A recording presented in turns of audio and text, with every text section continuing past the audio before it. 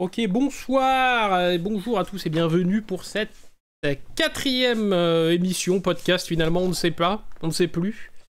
Quatrième épisode du Tea Time, consacré à la folle histoire de Max et Léon. Et je suis, comme à mon habitude, en compagnie de Pocket. Comment ça va? Mais bonsoir tout le monde, bonjour tout le monde, ça va, très bien, merci. Oui, très bien. Tu dégustes ton plat de riz, j'ai cru comprendre? Ouais, j'essaye de pas vous faire trop de bruit de repas, mais ouais, je finis de manger en même temps qu'on commence ce super podcast que vous avez le plaisir de découvrir avec nous. Voilà, il y aura également d'autres petits bruits éventuellement que vous entendrez, des petits bruits de gourde, puisque j'ai préparé ma potion magique, car je suis en train de tomber malade et on va essayer que la voix tienne. Donc voilà, le petit mix eau chaude, miel, citron, qui devrait faire l'affaire. Donc vous entendrez peut-être des glou-glou pendant le podcast, histoire que je survive. C'est le mix magique. Exactement, c'est la potion magique. Donc voilà, premier disclaimer, la maladie. Deuxième disclaimer, la folle histoire de Max et Léon se passe pendant la Seconde Guerre mondiale, donc nous serons contraints, règles de Twitch et de YouTube oblige, de remanier notre vocabulaire, pardon. Donc, un certain personnage, s'il doit être évoqué, sera évoqué sous le terme de le H. Les Svatsika bourrés seront remplacés par les méchantes croix. Et les personnes commençant par un N et finissant par un I seront remplacées par les méchants Allemands. Voilà, merci pour votre compréhension. Mais il y a des règles stupides sur Twitch, donc on va essayer de faire un effort pour ne pas ban cette chaîne, puisque voilà, vous êtes tous très enthousiastes à l'idée qu'elle existe, donc on va essayer de faire en sorte que ça puisse continuer. Pocket, pour commencer, je vais commencer par te demander ton avis. Qu'as-tu pensé globalement de ce film? Est-ce que tu l'avais déjà vu? Alors oui, je l'avais déjà vu. Comme je te disais, en plus, je l'avais vu il n'y a pas si longtemps, revu il n'y a pas si longtemps déjà. Et que dire? C'est un film. La première fois que tu le regardes, tu te dis, je vais regarder un film du Palmacho, je vais voir ce que ça donne. Tu te dis, bon, c'est pas trop mal, ça va. Il y a des petits moments un peu sympas et c'est plutôt pas trop mal. La deuxième fois, tu le regardes, tu te dis, bon, ce sera bien pour quand je ferai le ménage. Et j'ai confirmé que c'était bien pour quand je faisais le ménage. Voilà. Ouais. Moi, je vais pas mentir non plus. Je l'avais déjà vu il y a une paire d'années, je dirais. Il m'avait pas non plus complètement marqué. J'avoue que déjà, mon premier visionnage avait été un peu compliqué. Et en effet, voilà, sans que ce soit vraiment un calvaire, c'est pas... ça casse pas trois pattes à un canard. Et en fait, je pense, pour être sincère, c'est que la première fois que je l'avais vu déjà, c'est justement après m'être fait un énième revisionnage des sketchs du Palmacho, en fait. Parce que voilà, pour recontextualiser, hein, donc le Max et Léon, les têtes d'affiche de Max et Léon, c'est les deux gars du Palmacho. J'ai oublié leur nom, excusez-moi, Grégory Ludig et David Marseille. Et ils sont également scénaristes du film. Et en fait, moi j'aime beaucoup le Palmacho, je me le regarde de temps en temps. Alors c'est pas un truc qui me fait mourir de rire, mais c'est plus les personnages et tout auxquels je suis habitué et qui me font un petit peu marrer. Et en fait, je m'étais rematé un peu l'intégrale du Palmacho et je m'étais dit, ah mais c'est vrai qu'ils ont fait un film, je vais mater le film. Et dès mon premier visionnage, en fait, le truc c'est que je l'ai trouvé très...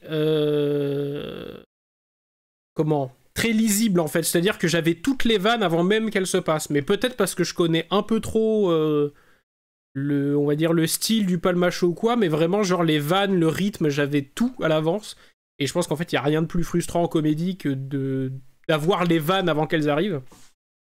Donc j'étais un petit peu déçu, là ça me l'a vite fait refait parce que j'avais oublié le film en partie, et en fait il y a plein de situations que j'avais vraiment 4 plombes à l'avance. Même si je vais pas mentir, il y a 2-3 passages, on reviendra dessus, qui m'ont fait franchement marrer. Mais en fait, globalement, sur les 1h40, j'ai quand même tendance à me faire un petit peu chier, quoi. Alors, se faire chier, moi j'irais pas jusqu'à me faire chier. Mais comme tu dis, prévisible. Et après, voilà, c'est... Alors, je sais pas si c'est une qualité, pour moi c'est une qualité, mais c'est un truc quand même qui est quand même assez particulier. Il est pas long, en fait. Je pense que il y a pas le moment où tu rentres dans un truc où tu te dis, ça me fait chier de le regarder. C'est parce qu'il est pas très très long, il fait 1h30. par Ouais, mois à peu mais... près. Ouais. Et c'est bien, quoi. C'est bien. Ouais.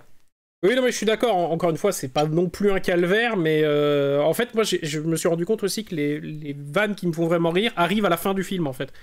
Donc j'ai vraiment cette sensation genre la première heure de film, c'est un peu très long pour moi parce que je regarde une comédie qui ne me fait pas rire, donc c'est un petit peu intankable. Mais on va revenir dessus.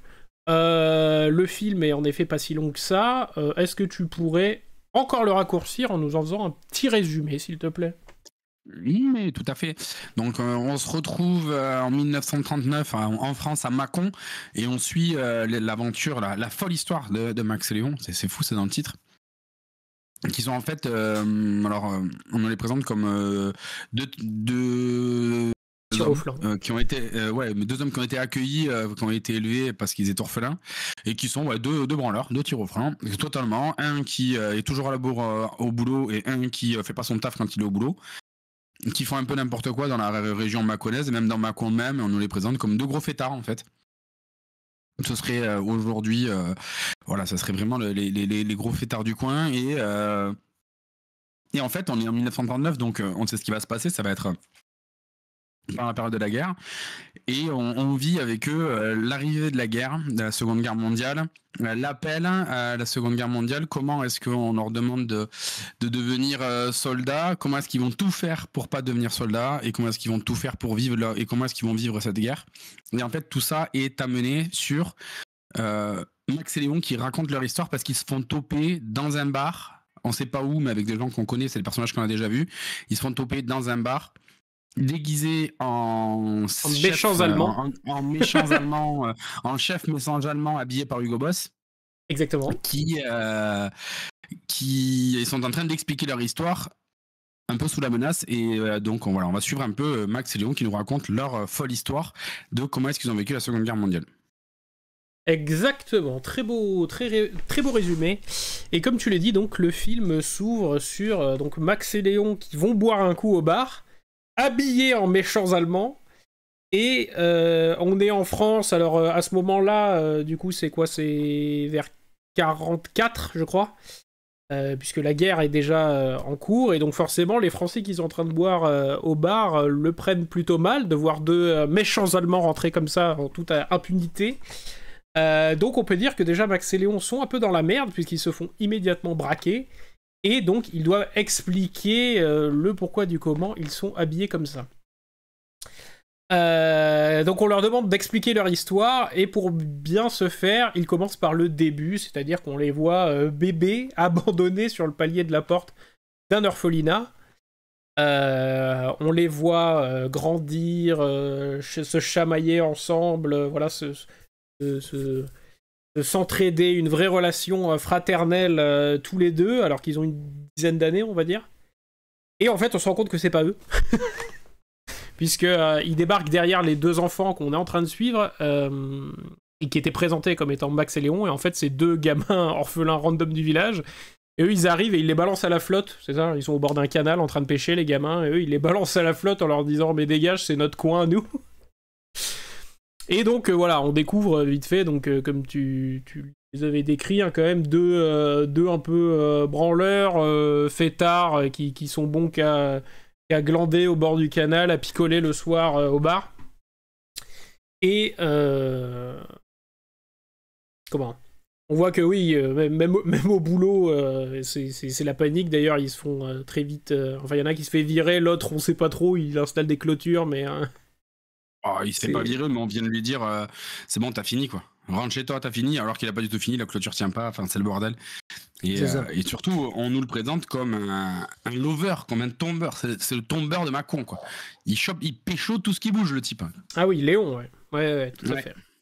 Tout à fait. Oui, c'est vrai qu'on a Max qui est un peu plus le loser pas à l'aise, et Léon qui, pour une raison qui m'échappe un petit peu finalement, est le gros baiser du village, j'ai envie de dire. Moi, j'écris gros baiser sur ma fiche, donc voilà. On est bien d'accord. Et donc ils sont au bar en train de picoler, c'est la teuf et tout, eux, ils sont là, vraiment ils kiffent leur bled, ils kiffent Mâcon, puisqu'ils sont originaires de là-bas. Et sauf qu'il y a un personnage alors qui est joué par Bruno Volkovitch, qui joue, excusez-moi, hein, il a 2 apparitions dans le film, je suis désolé s'il nous écoute, hein, mais qui joue comme un cul, vraiment, qu'est-ce que ça joue mal.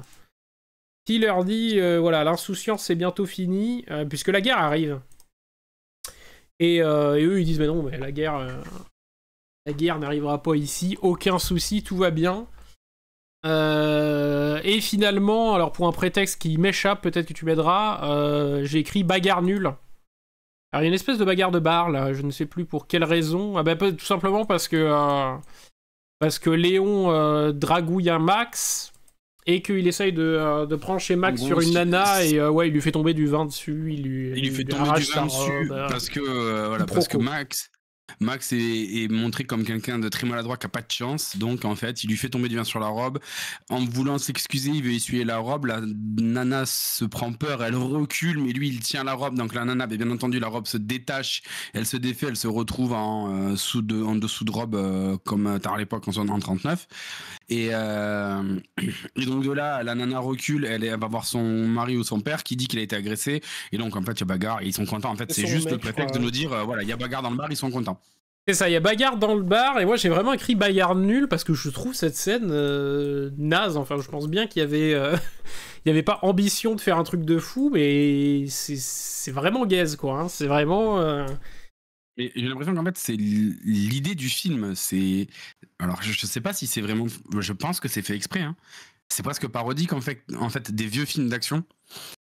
Ouais, mais je trouve plus que quand je dis que la scène est gaze, c'est que je trouve que c'est même pas tant une question de, comme on dit parfois, de film fauché ou quoi. C'est pas que la scène manque de budget ou quoi, mais je trouve juste qu'elle manque d'idées de mise en scène, tu vois, de manière de filmer, de dynamisme un peu. Genre, dans l'exemple, je trouve que la bataille de bar du dernier épisode de What the Cut, par exemple, est beaucoup mieux filmée, intéressante, tu vois, à regarder, drôle, dynamique ou ce que tu veux. Là, c'est vraiment genre un espèce de grand plan un peu large, nul, où t'as des mecs qui font semblant de se taper dessus. Enfin, j'ai trouvé qu'il y avait 2-3 scènes comme ça qui étaient quand même... je sais pas, qui manquaient un peu d'ambition, peut-être, je sais pas, j'ai envie de dire. Ça fait vraiment... En fait, j'ai trouvé que c'était un peu dommage, parce que c'est des gars qui viennent d'Internet et de YouTube, où par définition, tu fais beaucoup de débrouilles, un peu de démerde, et tu roules pas sur l'or, quoi, t'as pas un budget infini. Et en fait, je trouve qu'il y a vraiment des scènes de ce film-là qui font vraiment penser à un projet YouTube Internet, quoi, alors que bon, c'est quand même plus un film à budget. Donc j'étais un peu surpris, et cette scène de bagarre, vraiment, je la trouve assez ridicule. Ceci dit, scène de bagarre qui enchaîne immédiatement sur le lendemain matin, du coup, où finalement nos 2 larrons se réveillent en grosse gueule de bois, hein, on peut le dire. En charmante compagnie, by the way. Les 2 ont pécho, même Max, visiblement. Non, parce que j'ai compris, c'est lui qui pécho. Ah oui, non, c'est l'autre qui pécho les 2. C'est vrai, c'est Léon qui pécho les 2. Ouais. Gros tombeur. Ouais, c'est ça, gros tombeur. Mais bon. Et du coup, c'est la panique au village. Hein. Il y a un attroupement sur la place du village, puisque la guerre est déclarée. La guerre est déclarée. Donc, c'est fini l'insouciance. Max et Léon se précipitent également pour rejoindre la foule et voir ce qui se dit. Et là, j'avoue, phrase culte pour moi, phrase qui m'a fait mourir de rire, c'est le « Mais c'est obligé d'être pour la France ?» Quand le mec lit l'affiche, j'ai beaucoup ri. Il y a 2-3 répliques comme ça, 2-3 scènes quand même qui marchent bien, je trouve, et celle-ci, j'avoue, je ne m'y attendais pas. Elle me fait beaucoup rire. Donc forcément, Max et Léon, hein, dans la fleur de l'âge, disons-le, sont du coup réquisitionnés pour partir à la guerre. D'ailleurs, j'en profite parce qu'on l'a pas forcément introduit, mais il y a Michel. Michel qui est du coup le barman. Oui, qui est plus ou moins leur mentor, quoi. Ouais, un peu leur espèce de père adoptif, parce qu'on comprend qu'ils bossent à l'orphelinat du village, donc on peut sous-entendre que eux 2 étant orphelins, peut-être qu'il les a aussi élevés à l'époque, on sait pas trop. Mais donc du coup, voilà, Michel qui est là toujours à dire des beaux proverbes, des beaux machins, et qui leur dit donc, voilà, vous partez au front, mais tant que vous serez amis, tant que votre amitié tiendra, tout se passera bien, donc Voilà, c'est des trucs un peu clichés, un peu bateau. Eux, ils se foutent de sa gueule. Mais c'est le but du personnage d'être un peu cliché, un peu bateau. Il balance des. Il balance des proverbes et des vieux clichés, des trucs un peu. Et c'est un peu bidon. Oui, voilà. Et oui, pardon, voilà, du coup, eux, ça les saoule, hein, franchement. Donc, mais comme, tu sais, tes parents te saouleraient à te dire des banalités, quoi, un petit peu ça. Donc, il l'envoie chier gentiment. Et là, il y a une scène un peu drôle, du coup. Donc, Léon, qui est le tombeur du village, et qui a toutes les nanas qui accourent à son cul. Il y en a notamment une qui veut lui faire ses adieux. Et tu vois, ben, genre ça, typiquement, c'est vraiment pour moi une scène montée à la Palmacho, tu vois, genre chant contre chant, ouais. Tu reviens, le mec a disparu, c'était évident qu'il a disparu, parce que du coup, Léon, il est déjà dans le camion en mode « Bon, c'est la guerre, on s'en va », parce qu'il veut absolument pas faire ses adieux à cette nana-là, parce que lui, tout ce qu'il veut, c'est fuir. Ah, donc c'est quand même rigolo, ça marche bien. On y va, là, on se dépêche. C'est ça marche bien, on se dépêche. Et donc, il se retrouve dans un camp d'entraînement, on va dire, militaire. Oui, le camp d'entraînement, il est à... je sais plus. Ah punaise, je l'avais noté, je l'ai plus. Voilà, moi je ne l'ai pas noté. Si ça te revient, tant mieux, sinon... Tant pis, t'inquiète, ça me revient, je crie. Mais oui, Charleville-Mézières, comme dit les Giba dans Charleville-Mézières, il a pris des notes, le petit Légiba, et voilà, c'est là qu'on remercie notre chat. Mais il va falloir revoir tes classiques, les Giba. C'est là qu'on remercie le chat de faire un meilleur travail que nous, bien évidemment. Et donc là, c'est la rencontre, notamment avec la hiérarchie, puisqu'on rencontre un... Alors, je ne sais plus exactement son grade, hein, parce que y a le capitaine, mais lui, c'est du coup, je sais pas, le sergent ou l'officier. Pichon. Oui, Pichon. Ouais. Qui est, voilà, officier Pichon, qui est joué par Julien Pestel, qui est, voilà, dans son rôle de... Finalement, c'est un petit chef un peu frustré, un peu très autoritaire, qui pense avoir un aplomb que visiblement il n'a pas. Oui, voilà, c'est ça. Ouais. Et donc il leur dit, il les chauffe, c'est la guerre et tout, pour la grandeur de la France, de machin et tout. Est-ce que vous avez des questions? Et donc là, bien évidemment, scène vue et revue, oui, on a des questions. Comment ça se passe pour la bouffe, parce que c'est pas ouf, pour les toilettes, parce que c'est à chier. Et donc, forcément, ils se mettent un peu le sergent à dos. Ils mettent le sergent à dos. Le sergent qui, on voit tout de suite, d'ailleurs, hein, péter un câble. Oui, non, il fait des claquettes. Oui, il décolle. C'est super drôle. Tel une fusée. Et là, j'ai dit, mais what the fuck, puisque du coup, le capitaine vient calmer les ardeurs du sergent. Et le capitaine, c'est Christophe Lambert. J'étais là, mais what the fuck, qu'est-ce qu'il fait là? Oui, putain, je me suis dit, mais qu'est-ce qu'il fait là? Ouais, Christophe Lambert qui débarque, en plus, qui est vraiment... c'est le capitaine, mais en tenue... il a le blouson d'aviateur, un peu, tu sais, en cuir noir et tout. Enfin, j'étais là, genre, mais qu'est-ce qu'il fait là? Vraiment, genre, il est venu prendre son petit chèque. Et... c'est marrant. Il y a un beau casting, hein, on pourra revenir dessus. Oui, on reviendra dessus après, mais ouais, il y a du beau monde quand même. Hein. Globalement, il y a du beau monde. Après, voilà, oui, on reviendra dessus, je pense, à la fin. Donc, Christophe Lambert qui vient calmer un peu le sergent Pichon, mais Pichon restant le chef de leur escouade, on va dire, ils se font bisu, quoi. Comme ils lui ont cherché des noises à dire qu'il fallait qu'ils puissent mieux dormir, mieux manger, machin et tout, bah... Du coup, ils sont de corvée, ils épichent les patates, ils lavent les chiottes, c'est drôle. Et donc, bien sûr, drôle, mais... ils veulent se mutiler. Voilà, c'est la scène de mutilation où ils veulent se mutiler. Là, du coup, il y a une grosse ellipse narrative quand même. Hein. On débarque en 40, je crois, on est en 39. Oui, quasiment, il se passe un an. Un an où on les retrouve, en fait, ils sont dans la neige. On les imagine en Lorraine ou en Alsace, tu sais, sur la ligne des Maginot, là, où soi-disant les Allemands ne devaient pas passer. Ils sont pas passés là, ils sont passés plus haut. Et du coup, on se retrouve sur la ligne. Et là, gag super marrant, il se retrouve à vouloir se mutiler avec. Il a les jumelles collées aux yeux, quoi. C'est super marrant. Oui, il y a la scène dans le froid. Je suis désolé, je vais être très sarcastique parce que vraiment, moi, le Palmacho, j'aime bien. Ils me font rire, mais pour moi, ils ont le syndrome youtubeur, quoi. C'est-à-dire qu'ils me font rire sur les sketchs de 5 minutes sur YouTube. dans la continuité d'un film, il y a des moments, je te jure, je me suis retrouvé à retrouver des moments mais d'un cringeos, mais qui me met mal à l'aise et j'aime pas ça. Donc je vais être un peu sec, mais vraiment il y a des moments où mais je comprends totalement, et c'est d'ailleurs pour ça que là du coup je survolais un peu le truc, mais ouais, je comprends totalement. C'est pour ça que moi j'ai dit, d'ailleurs, je trouvais que la première heure du film était un peu dure à tanker, et notamment parce que tu vois en fait cette scène là où par exemple donc il lui dit alors il y a Stevan qui va revenir un peu tout le long du film, genre pour combien de fric tu fais tel ou tel truc, genre pour combien de fric donc il lui dit, je crois, la première fois, c'est pour combien tu couches avec Pichon pour retourner à Mâcon. Et donc à chaque fois il y a cette espèce de petit truc, et donc en effet l'autre il a tellement froid qu'il a les jumelles qui restent collées sur son nez et tout, et en fait mais moi ça me ferait sourire sur en effet un sketch de 5 minutes, genre quand on est dans une tranchée le palmacho, tu vois. Oui, voilà, t'as un truc où ils sont comme ça, après tu les vois, ils sont un peu en train de flâner, tu sais, limite de bronzer sur les sacs de sable, en train de se dire de la merde et tout, tu vois. Genre, ça marche un peu, mais en vrai, c'est vrai que dans un film comme ça et tout, déjà, je trouve que ça plombe pas mal le rythme du film, parce que c'est des gags un peu lents, enfin, tu vois, qui s'enchaînent, mais comme tu rigoles pas vraiment, tu vois, c'est un peu long et lent à tanker, mais bon, c'est quelque chose. Mais en effet, donc il y a une espèce de petite ellipse avec plein de petits gags comme ça qui s'enchaînent, qui vous feront rire ou pas, ça c'est à votre... Et c'est selon vos humeurs.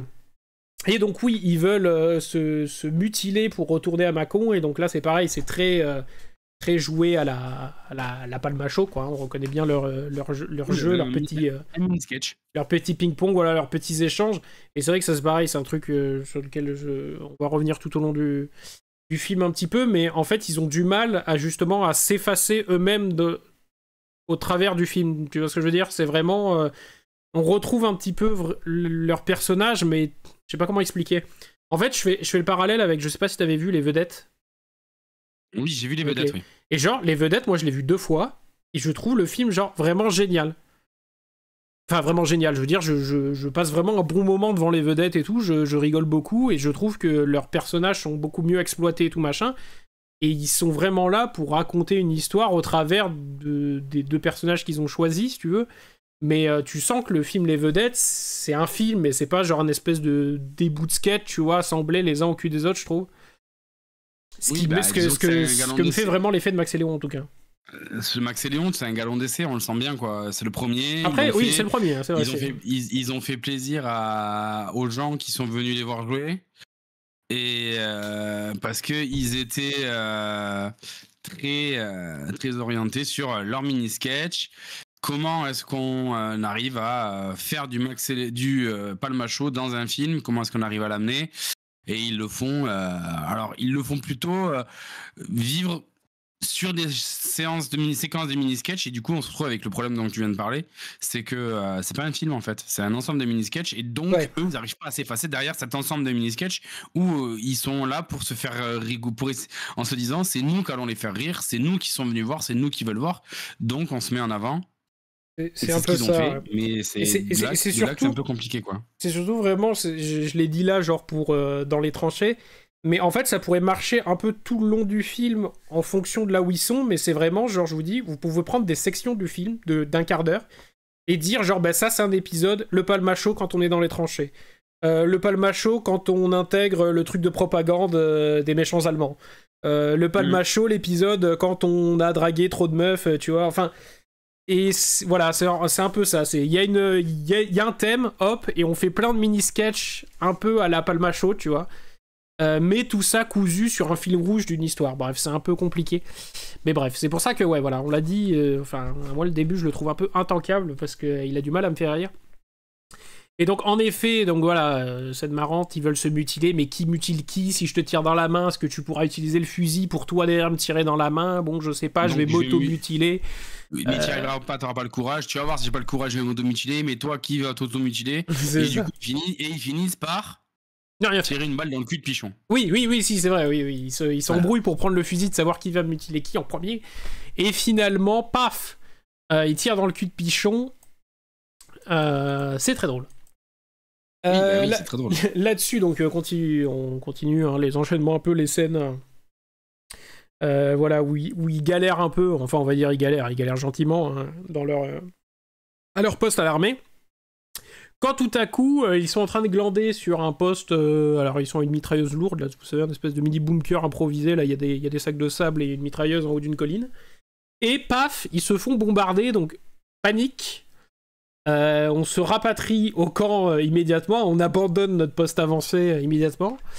Et ils arrivent, et donc là, oui, on se rend compte de la douille, hein, puisque le gars qui est à la radio leur dit...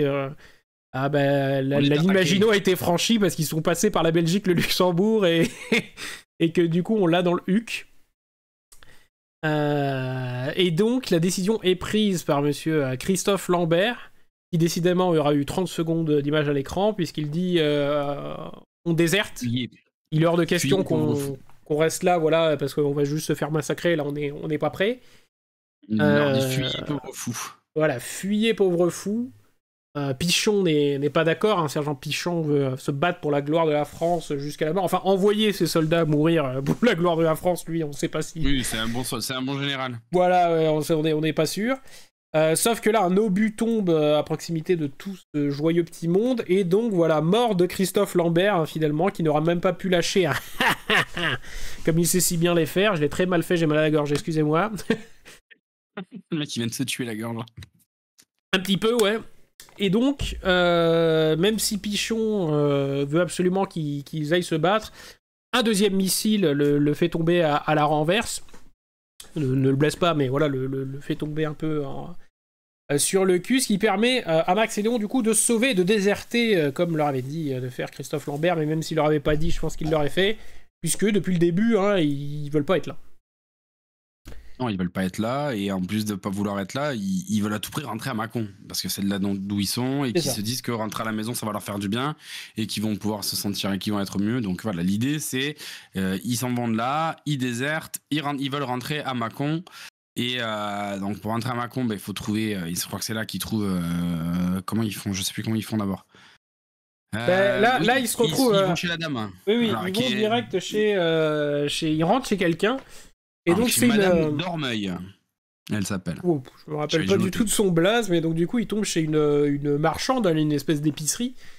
Et donc en fait elle leur dit mais voilà, hein, elle est belle la France, qu'est-ce que vous foutez là, nous en 14-18, hein, on s'est battus. Et vous vous planquez, et donc eux ils essaient de l'embrouiller un petit peu en mode non mais vous préférez qu'on se fasse buter ou qu'on puisse y retourner plus tard pour la grandeur de la France, je sais pas quoi, donc genre cachez-nous. Et donc elle décide d'essayer de les planquer pour pas que les Allemands leur tombent dessus. Et finalement, donc les Allemands rentrent dans le magasin et alors là, petite scène cocasse où ils essayent de se faire passer pour un chat et un chien dans le placard. Oui, parce qu'elle leur dit, les Allemands, en fait, il y a des Allemands qui rentrent dans l'épicerie et ils entendent du bruit dans le placard. Elle leur dit, mais c'est rien, c'est le chat et le chien qui jouent derrière la porte. Et là, les deux, ils commencent à miauler et à aboyer pour imiter le chat et le chien. Hein, mais, c'est fou, mais... Sauf que le chat et le chien, ils sont derrière le comptoir à côté de la... À côté de la dame. La dame, donc du coup, c'est un peu grillé, hein, les Allemands sont pas si cons que ça. Et donc, ils se font capturer. Non, ils se font capturer. Non, mais enfin, oui, ils se font... enfin, on doute qu'ils vont se faire capturer. Voilà, ouais. Sauf que, finalement, la marchande, elle sort un giga gros fusil et elle plombe les deux. Elle plombe les deux soldats allemands, donc c'est une aubaine pour eux, ils vont pouvoir se déguiser en récupérant les fringues des deux Allemands. Et on a oublié d'introduire la petite Sarah, qui est la fille de la marchande, qui est juste là. Au début, c'est juste qu'elle leur met des coups de pied dans les noix avec un casse-noix. C'est juste le running gag, il y a une gamine voilà, qui leur met des coups de casse-noix dans les couilles. C'est très drôle. Et donc du coup de là il part donc de chez la marchande habillé en méchants allemands. Ça va leur permettre de piquer une moto. Au passage tout leur escadron, c'est vrai qu'on les a pas présentés, mais il y a 2-3 soldats un peu débilos qui étaient avec eux quand ils étaient leur garnison de Charleville-Mézières. Et donc oui, tout leur escadron est capturé par les Allemands, et notamment Pichon, qui les reconnaît et qui peut pas s'empêcher de dire mais ils sont avec nous, faut les capturer aussi et tout. Sauf que bien sûr, ça ne se fait pas. Enfin, Léon arrive à se barrer en moto, Et là, j'ai mis, c'est une scène un peu, ça essaye de faire Astérix Mission Cléopâtre un petit peu, là. Il y a cette scène où du coup, t'as la carte de France, et eux, ils sont sur leur moto, ça fait une espèce de vue un peu GPS, où on les suit, du coup, ils essaient de retourner vers Mâcon, mais ils se perdent, donc ils font plein d'allers-retours et tout, et en fait, leur itinéraire, tracé en rouge sur la carte, finit par faire une méchante croix. Voilà, une croix très vilaine. Et donc toute cette scène sur cette carte qui est du coup doublée par les personnages par-dessus qui parlent. Et j'ai dit, ça fait très... j'ai tout de suite eu les scènes de Astérix Mission Cléopâtre. Il y a un peu des vibes comme ça. Voilà, il y a un peu des vibes comme ça. C'est un peu... C'est repris. Après, ça peut... C'est repris, c'est bien fait. Bon, après... Sinon, non. En vrai, c'est une scène que plutôt... voilà, qui, moi, m'a fait sourire. M'a refait sourire encore, en tout cas, hier quand je l'ai disons que le reveal est... Voilà. Et surprenant. Voilà, c'est sympa, c'est bien fait. Le dézoom pour faire apparaître la croix et d'un coup. C'est ça. C'est la surprise. Et donc, ils finissent par s'arrêter je ne sais où. Ah oui, parce qu'ils atteignent ils pensent être arrivés à Mâcon, mais en fait, il y a des mouettes et ils ont atteint la mer. Je sais plus exactement où ils sont censés être. Mais du coup, ils décident de rentrer dans le premier bar qu'ils voient, parce qu'ils ne peuvent pas s'empêcher de rentrer dans un bar à chaque fois qu'ils arrivent quelque part. Et là, ils tombent sur... Donc, il y a Kian Kojandi et Jonathan Cohen. Et Jonathan Cohen. Voilà. Et 2 autres soldats. Donc, en gros, il y a 4 soldats français. Donc, eux, ils rentrent, mais ils sont en tenue, du coup, militaire allemande. Et donc, du coup, là, il y a un espèce de... Chacun se braque. Et il y a Kian Kojandi qui sort cette phrase incroyable et qui dit, non, mais... Ou non, c'est Jonathan Cohen, je crois, qui dit non, mais ils sont 4, nous sommes 4, ils sont 2, baissez vos armes, on a perdu. Ou un truc comme ça, je ne sais pas, ça n'a aucun sens. Oui, c'est un truc du genre qu'il le dit. Mais bon, c'est voilà, du Jonathan Cohen, quoi. C'est ça, genre, nous sommes perdus. Et là, j'avoue que Jonathan Cohen me fait beaucoup rire dans cette scène où, du coup, Max et Léon vont les braquer en leur disant bah, donnez-nous vos frocs, puisqu'ils veulent, du coup, troquer leur tenue de soldats allemands pour des tenues de soldats françaises pour pouvoir mieux circuler et prendre moins de risques. Et donc, alors qu'il y a... donc, attends, ils sont nommés déjà, c'est... Merde, attends. Je crois que je l'avais noté quelque part. C'est Commandant Poulain et Commandant... Commandant Poulain, c'est Kian Kojandi et l'autre, je l'ai pas. Et Jonathan Cohen, c'est Commandant Beaulieu, pardon. Beaulieu, c'est ça. Voilà. Donc il y a Poulain et Beaulieu et 2 soldats random, et alors que Max et Léon s'attendent à récupérer les costumes des soldats random, finalement Capitaine Beaulieu insiste pour que ça soit eux qui donnent l'exemple et qui se foutent à poil, et donc là il y a une espèce de striptease en fait et qui, moi j'avoue, m'a fait quand même beaucoup rire parce que la stature de Cohen qui est genre, tu sais, hyper fier, hyper droit, avec son regard genre où il se croit vraiment ultra intense alors que la scène est cringe au possible. C'est plutôt drôle. Oui, voilà, là, cette scène, elle est plutôt drôle avec le parallèle à côté de Kian Kojandi qui lui est très gêné. Oui, c'est ça. J'ai la sensation qu'il le regarde d'un air de dire, il est comme nous, en train de se dire, mais mec... Ouais, qu'est-ce que tu fous? Et puis il y a les 2 soldats à côté qui ont encore leur arme à la main en plus, tu vois, qui pourraient intervenir, quoi, qui regardent juste la scène un peu médusée, genre en mode mais qu'est-ce qui se passe, tu vois? Et le mec tape le meilleur strip de sa vie, enfin ça n'a aucun sens. Et là, donc oui, je vous passe donc tout ça, donc vous avez bien compris que c'est Max et Léon qui sont en train d'expliquer leur histoire aux gens du bar qui les braquent pour savoir pourquoi ils sont habillés en méchants allemands. Et donc là, il va y avoir une espèce de, tout au long du film, de jeu un peu de ping-pong où on revient dans le présent et où les mecs qui sont dans le bar posent des questions. Et donc là, c'est la première intervention où ils vont commencer à dire mais c'est long votre histoire, enfin quand est-ce qu'on avance et tout. Puis il y en a qui disent non, et moi j'aime bien, l'histoire se développe, c'est marrant. Ça j'ai trouvé que c'était des scènes très longues, très cringe et qui ne servent à rien. Ouais, moi j'ai trouvé justement ça vient couper le film en chapitres, en fait. Ouais, est-ce que c'était nécessaire? Je sais pas.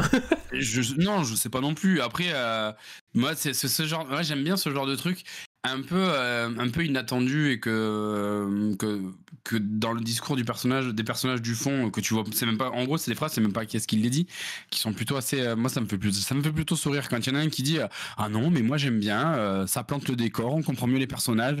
En gros, il est en train de te dire ben voilà, tu vois là, pendant une demi-heure, on vient de faire une exposition des personnages, on a présenté qui ils étaient, qu'est-ce qu'ils font, pourquoi est-ce qu'ils sont drôles, pourquoi est-ce qu'ils sont pas drôles. Maintenant, on va passer à la suite.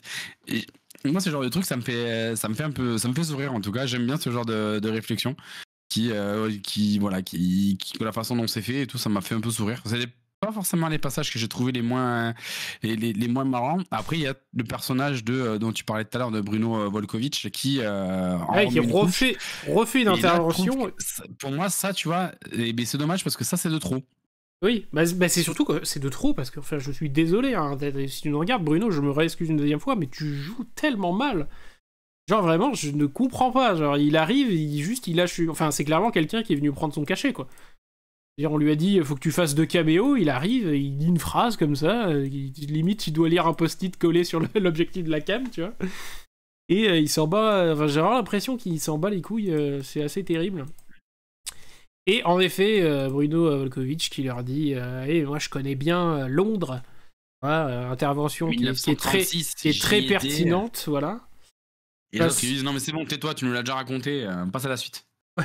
Oui, heureusement finalement.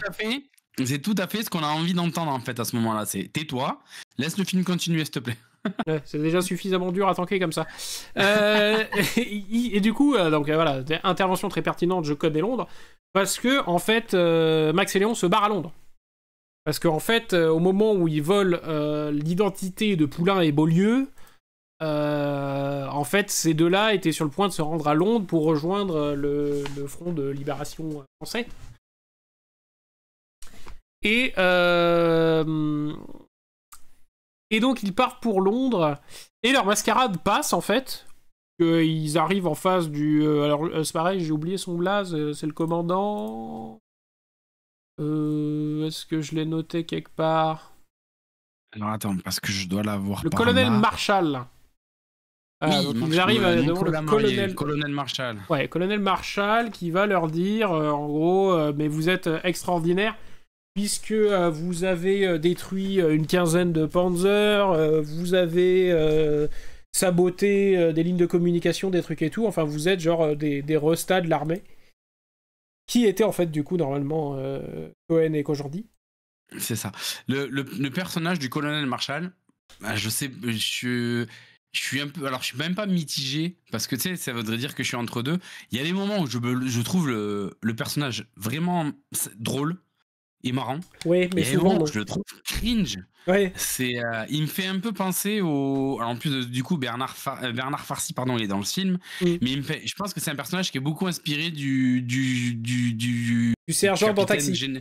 Oui, du chef dans Taxi. Du chef du commissariat en taxi, c'est un peu le même personnage. Exactement. Totalement exubérant de trop. Alors, il y a des moments où il est marrant.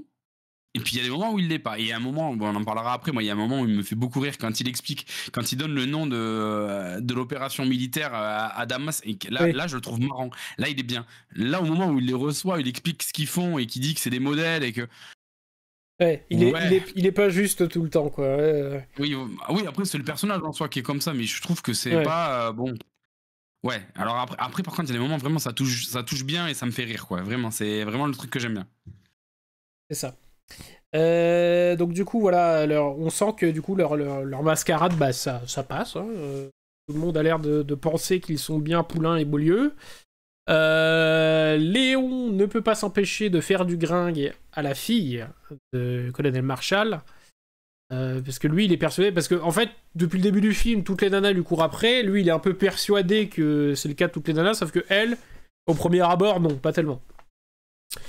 Elle se dit même c'est qui ce mec bien lourdos, et donc du coup comme c'est des giga cracks théoriquement, Poulain et Beaulieu, on leur demande de faire le cours aux jeunes recrues, quoi, d'apprendre les techniques de guérilla. Sauf que bien sûr eux ils sont théoriquement méga nuls, donc ils se font mettre à l'amende par donc elle c'est Alice, hein. Oui c'est ça, Alice Marshall, la fille du colonel Marshall, qui en plus de ça c'est en gros c'est la star de l'armée, voilà quoi, c'est voilà. Ouais. C'est l'agent très spécial qu'on aurait aimé tous, voilà, tous réussir, quoi. De tous devenir comme elle, quoi. C'est ça. Donc du coup, bon, ils se font casser le cul par Alice. Et donc on voit leur pérégrination un peu à Londres où finalement, eux, ce qu'ils veulent quand même, c'est rentrer à Mâcon. Ils se demandent combien de temps ça va durer. Même si Léon, lui, il aimerait bien rester un petit peu sur place, puisque justement, il essaie de faire du gringue à Alice. On voit qu'en France, c'est compliqué. D'ailleurs, ils sont en train de regarder la télé. C'est pareil. Il y a avec la très belle interprétation de Cadmerade. De Cadmerade, c'est pareil. Genre, et là, du coup, je pense qu'on va pouvoir le dire, parce que c'est vraiment une des premières qui est frappante. Il y en a plusieurs comme ça. Christophe Lambert avait 2 répliques, mais bon, allez, soit.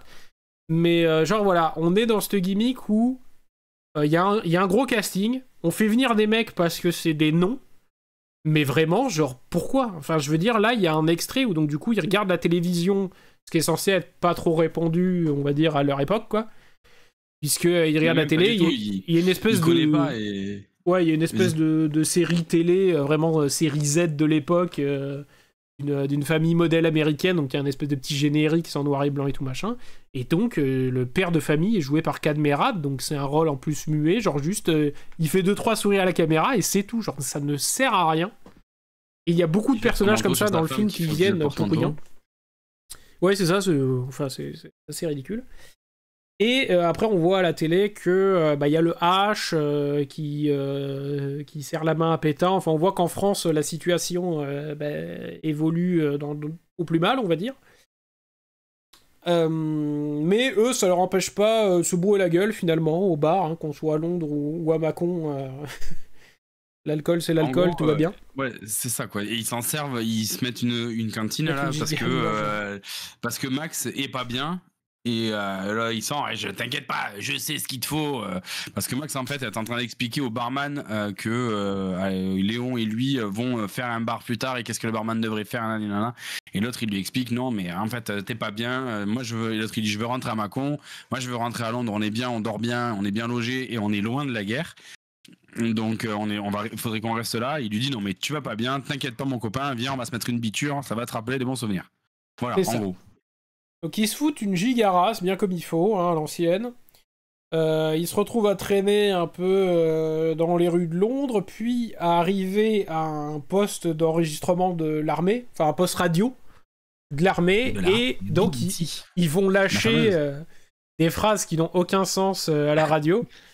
En mode, voilà, hein, je sais plus exactement ce qu'ils disent, mais ça n'a vraiment aucun sens. Oui, en gros, la baleine est cachée sous le désert. Des conneries du genre. Voilà, et c'est... donc c'est la BBC, en fait, c'est le début des messages codés, quoi. C'est ça, c'est une référence à... c'est quoi, c'est mon cœur se languit d'une longueur monotone, je sais plus. Enfin bref, les mots codes que les Français, enfin, envoyés depuis Londres vers la résistance française pour donner des informations. Et donc, en fait, eux, ils lâchent que des conneries. Et d'ailleurs, il y a une coupure où on voit des résistants en France qui captent leur message. Donc, en effet, la baleine est cachée dans le désert ou je sais pas quoi. Et eux, ils sont là, genre, ah bah oui, ça veut dire ça. On va la gagner, cette guerre, tu vois. Alors que les mecs sont juste torchés en train de balancer des conneries. C'est ça. Et au réveil, le lendemain matin, ils sont... convoqué par le colonel Marshall. Et là, on sent que c'est un genre de... Hein, on leur passe un savon, genre en mode je sais pertinemment ce que vous avez fait hier soir. Vous prenez des initiatives, hein, vous faites des trucs dans le dos, dans le dos de vos responsables et tout. Donc on se dit putain, ils vont se faire déglinguer parce qu'en plus ils ont fait full merde. Et en fait, non. L'autre twist qu'on n'avait pas du tout vu venir, en fait, c'est merveilleux. Le général de Gaulle a entendu ce que vous avez fait. Il est hyper fier de vous, donc il veut inventer une nouvelle unité spéciale de renseignement, d'espionnage, machin et tout. Et il veut que ce soit vous qui vous en occupiez, et pour ça, il faut que vous partiez en Syrie. Avec la classique vanne de la Syrie, mais on n'y connaît rien au bois, nous, à la charpente. Oui, tout à fait. Donc, et c'est là qu'il leur explique... C'est là justement qu'il leur explique le nom de l'opération. Et là, je le trouve justement, mais très bien. Oui, il est pas mal. Le général Marshall. Là, il est bon. Il leur explique que ce sera l'opération Oreille du désert. Et là, avec les mimiques et tout, et qu'il leur dit, vous serez nos oreilles. et ça se passe dans le désert. C'est Et ça. bon, franchement, je le trouve très drôle. À ce moment-là, je le trouve vraiment très drôle. Une des scènes qui passe plutôt pas mal. Donc du coup, ils vont être envoyés en Syrie, hein, toujours un peu contre leur gré. Hein, ils savent pas trop ce qui se passe finalement. Ils suivent la route là où elle les emmène. C'est les adieux notamment de Léon à Alice, la fille du colonel Marshall. Où on sent que il cherchait, elle savait pas trop. Enfin, on sentait qu'elle était quand même bien séduite, mais pas trop, parce que voilà. Et là, elle lui lâche une phrase que je trouve dingue, où elle lui dit genre, imaginez votre torse bronzé me laisse moite. Je l'ai noté et j'écris what the fuck. Mais juste avant, un peu dans le bar, tu sens qu'en fait, elle se laisse pas faire, mais elle voudrait bien, mais elle se laisse pas faire. Elle lui dit. Ouais, c'est ça. Elle assume pas, mais elle est pas contente. Quand on veut coucher avec une femme, on l'invite à dîner, et l'autre il commence à lui dire, mais en fait, qu'est-ce que vous voulez manger? Non, je veux pas manger, mais je viendrai. Mais demain, on se dit demain soir, et j'aurai déjà mangé. Ah, c'est ça. Ok, ça a aucun sens, mais c'est pas grave. C'est voilà, c'est tout le gimmick de personnages qui voilà, de Léon et de Alice Marshall qui se cherchent l'un l'autre, quoi. C'est ça. Et donc du coup ils arrivent, donc ils prennent l'avion, ils arrivent en Syrie. Alors là j'ai passé tout le passage où donc ils sont dans le désert. Ils sont sur des chameaux, ou on sait pas si c'est des dromadaires ou des chameaux, ha ha ha. Les chameaux, voilà, les dromadaires, ils ont 3 bosses, ils font n'importe quoi et tout. Bon, ça, c'est vraiment des genres de moments que j'ai trouvé très longs. Et fort heureusement, ils arrivent à Damas. Là, ils prennent des costumes locaux, mais ils sont ridicules. Vraiment, genre avec leurs pantacours, ils leur remontent à mi-mollet. Enfin, genre, ils ne peuvent absolument berner personne. Mais eux, ils sont persuadés de faire très locaux. Et donc là, ils tombent sur Bernard Farcy, a.k.a. Célestin. Et là, ouais, mais Célestin, pour moi, c'est le moment où enfin je respire un peu. Parce que c'est vraiment le moment où, pour moi, Bernard Farcy est la meilleure prestation de tout le film. Genre, il est incroyable, mais j'ai pas peur de le dire. Genre, vraiment, il est juste de A à Z. Il me fait mourir de rire. Et là, tu vois, enfin, je suis content. Genre, ils arrivent, donc ils rencontrent Célestin. Qui est du coup le mec qui bosse dans le pétrole et qui est on le sent un peu collabo sur les bords, même bien beaucoup. En fait, il est au plus offrant, et donc là, les plus offrants. On va dire que c'est un commercial, quoi. Hein, si jamais c'est les méchants Allemands qui lui proposent beaucoup de sous, il les prendra, quoi. C'est ça. Et donc, du coup, ils se mettent à boire un coup ensemble. On va dire oui, au bar finalement, même si donc du coup ils sont oui, parce qu'ils sont à Damas, donc ils sont dans un bar, mais bien évidemment on ne sert pas d'alcool. Et non, c'est Ramadan. Oui, c'est Ramadan, et puis de toute façon même hors Ramadan, bon, tu sers pas vraiment d'alcool, quoi. Et eux en plus du coup leur couverture c'est on est dans les affaires, on veut monter un bar, ici bar, vin et charcuterie. Et donc c'est vrai que Célestin aussi horrible soit-il comme personnage, genre, il est quand même pas si con que ça, et il leur dit ah oui, vous pensez que c'est une bonne idée, que ça va marcher, ça, un truc de charcuterie dans un pays où 99% des gens ne mangent pas de porc, faire du saucisson c'est pas une très bonne idée. Et donc ils vont se mettre à parler, là il y a un cut, donc du coup on sent que la conversation est interminable, et où Célestin finalement se dévoile beaucoup, et puis il y a un cut aussi qui m'a fait beaucoup rire, où il fait pétain très sympa, et puis ça recoupe, et puis il dit autre chose, j'étais là, je fais genre mais what the fuck, tu vois. Mais bref, on sent que c'est un bel enculé quand même. Oui. On le sent bien, ouais. Et donc eux, voilà, ils ont un peu plein le cul, mais ils apprennent finalement même pas trop d'infos. Je sais pas qu'est-ce qu'ils étaient censés venir chercher comme information, pourquoi Célestin ou quoi, je ne sais plus. Pourquoi ils se retrouvent spécifiquement à parler avec lui, mais en tout cas, ils sont... Parce qu'en vrai, il n'y a rien de spécifique avec lui. Ouais, c'est juste que c'est un Français à Damas, et ils tombent sur lui dans un endroit, et le mec leur adresse la parole, il leur explique justement que leur projet il est un peu caduc, quoi, mais voilà, donc ils discutent avec Célestin. Ouais, c'est juste ça. Donc, et Célestin, c'est Célestin, quand tu le croises, tu t'en rappelles, quoi. C'est ça, quoi. Donc du coup, Célestin se barre. Donc eux finalement oui voilà, ils n'ont servi à rien, enfin ils n'ont rien fait, quoi. Et le lendemain donc ils sont au bar. Enfin, leur combinaison, leur combine est cramée, pardon. Oui, voilà, c'est ça que j'ai oublié de dire. c'est que pendant qu'eux ils font les kekos à Damas à tanker les conversations infinissables de Célestin, putain je m'embrouille dans ce film finalement, vous voyez il est presque trop long. À Londres, qu'est-ce qui se passe? Il y a 2 soldats français qui se sont échappés des prisons allemandes qui viennent de débarquer, et je vous les donne en mille, c'est Poulain et Beaulieu. Oui, Qui, tout à fait, on est d'accord. les vrais, et donc du coup qui disent en fait les autres c'est des déserteurs, ils ont niqué tout le monde, c'est la giga honte.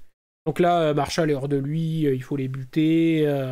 Alice qui se sent un peu trahie d'être tombée amoureux finalement d'un loser alors qu'elle pensait que c'était quand même un gars qui se battait pour la France et tout, alors qu'en fait c'est un déserteur. C'est ça. Et leurs combines elles arrivent jusqu'aux oreilles de leurs deux Z espions qu'ils ont là-bas à Damas, les 2 locaux syriens, finalement, qui les accompagnent, qui reçoivent les ordres de Londres pour leur dire finalement c'est des traîtres. Et en fait, ils vont les sauver parce que oui, ils sont en train d'acheter des merdes. Il faut que je me souvienne de toutes les scènes. Ils sont en train d'acheter des merdes dans le souk, voilà, au marché. Au souk. Et donc voilà, il veut acheter une tenue traditionnelle, Max, hein, il est complètement ridicule dedans. Et Léon achète des barres de hashish dans lesquelles il mange directement. Alors ça m'a fait rire, vraiment ils sont en train de croquer les barres de hashish comme ça. Donc ce qui va les mettre dans dans un état fortement second, hein, je vous déconseille de faire ça chez vous. Et alors que... De quoi? Je suis en train de regarder la scène et il prend la barre, il lui dit ça a l'air bon ça, c'est quoi? Le vendeur il lui dit hashish. L'autre regarde avec sa barre, il lui dit hashish parmentier et clac il croque dedans. Ça m'a fait rire. Hashish parmentier, il croque dedans, enfin bref, genre je vous déconseille de le faire. C'est ça. Et j'ai écrit MDR, le hashish comme ça, c'est pas à faire. Et alors que donc du coup leurs deux camarades syriens sont sur le point de les laisser tomber parce qu'ils pensent parce qu'on leur dit que ce sont des traîtres. Il y a des soldats français, du régime de Vichy qui viennent arrêter les 2 Syriens en fait, et alors qu'ils sont à peu près encore plus ou moins lucides, Max et Léon vont assommer les deux soldats français les 2 soldats de Vichy. Pour libérer donc les deux Syriens, j'ai oublié leur prénom, excusez-moi. Oui, le prénom est... Ouais, je sais plus si j'avais noté quelque part. Dans tous les cas, ils vont décider donc de sauver Max et Léon, qui sont dans un état complètement second. Et là, j'avoue, scène, montage qui m'a fait un peu rire. C'est-à-dire que là, donc du coup, donc ils ont assommé 2 gardes. Il faut qu'ils fuient parce que, en gros, les soldats français du régime de Pétain veulent les arrêter. Donc il faut qu'ils fuient à travers le marché, et donc là on voit Max et Léon qui commencent à faire du parcours, genre mais des Assassin's Creed quoi, des triples saltos, tu vois, par-dessus les étals, machin et tout. Ça marche, ça court sur les murs et tout. Et en fait, transition, ils sont complètement sous hache, et en fait ils se bouffent les murs, ils renversent les établis et tout. Ça recut, là on les voit en train de courir, donc voilà, de faire des esquives de fou. Cut en fait pas du tout. Puis ils se battent contre les soldats, donc on voit ils font des prises de karaté, kung-fu et tout. Cut, en fait ils sont en train de littéralement gerber dans le caniveau pendant que c'est les 2 Syriens qui se battent. Enfin c'est vraiment pas mal. Et à la fin c'est la fuite où ils sont genre littéralement sur un tapis volant. Genre Aladdin, et ils s'envolent pour quitter le marché, et en fait cut, non, ils sont complètement déchirés dans une brouette, et il y a les 2 Syriens qui les poussent. Donc c'est une scène qui moi m'a fait un peu rire, tu vois, au niveau du... Je trouvais le montage assez intelligent, assez drôle. Donc j'ai écrit la scène de parcours pas mal. Qu'est-ce que j'ai mis là? Ils se font choper et c'est la prison. Alors est-ce que j'ai cut des trucs là? Qu'est-ce que j'ai raté? Non, t'as rien raté de spécifique, à part l'annonce et 2-3 détails. Mais après c'est pareil, il y a plein de petits détails. Voilà, toute une scène où ils expliquent quand est-ce qu'ils reçoivent la lettre et tout ça, mais il n'y a rien de bien particulier. Après bon, c'est moi les scènes des mecs déchirés, moi je suis client.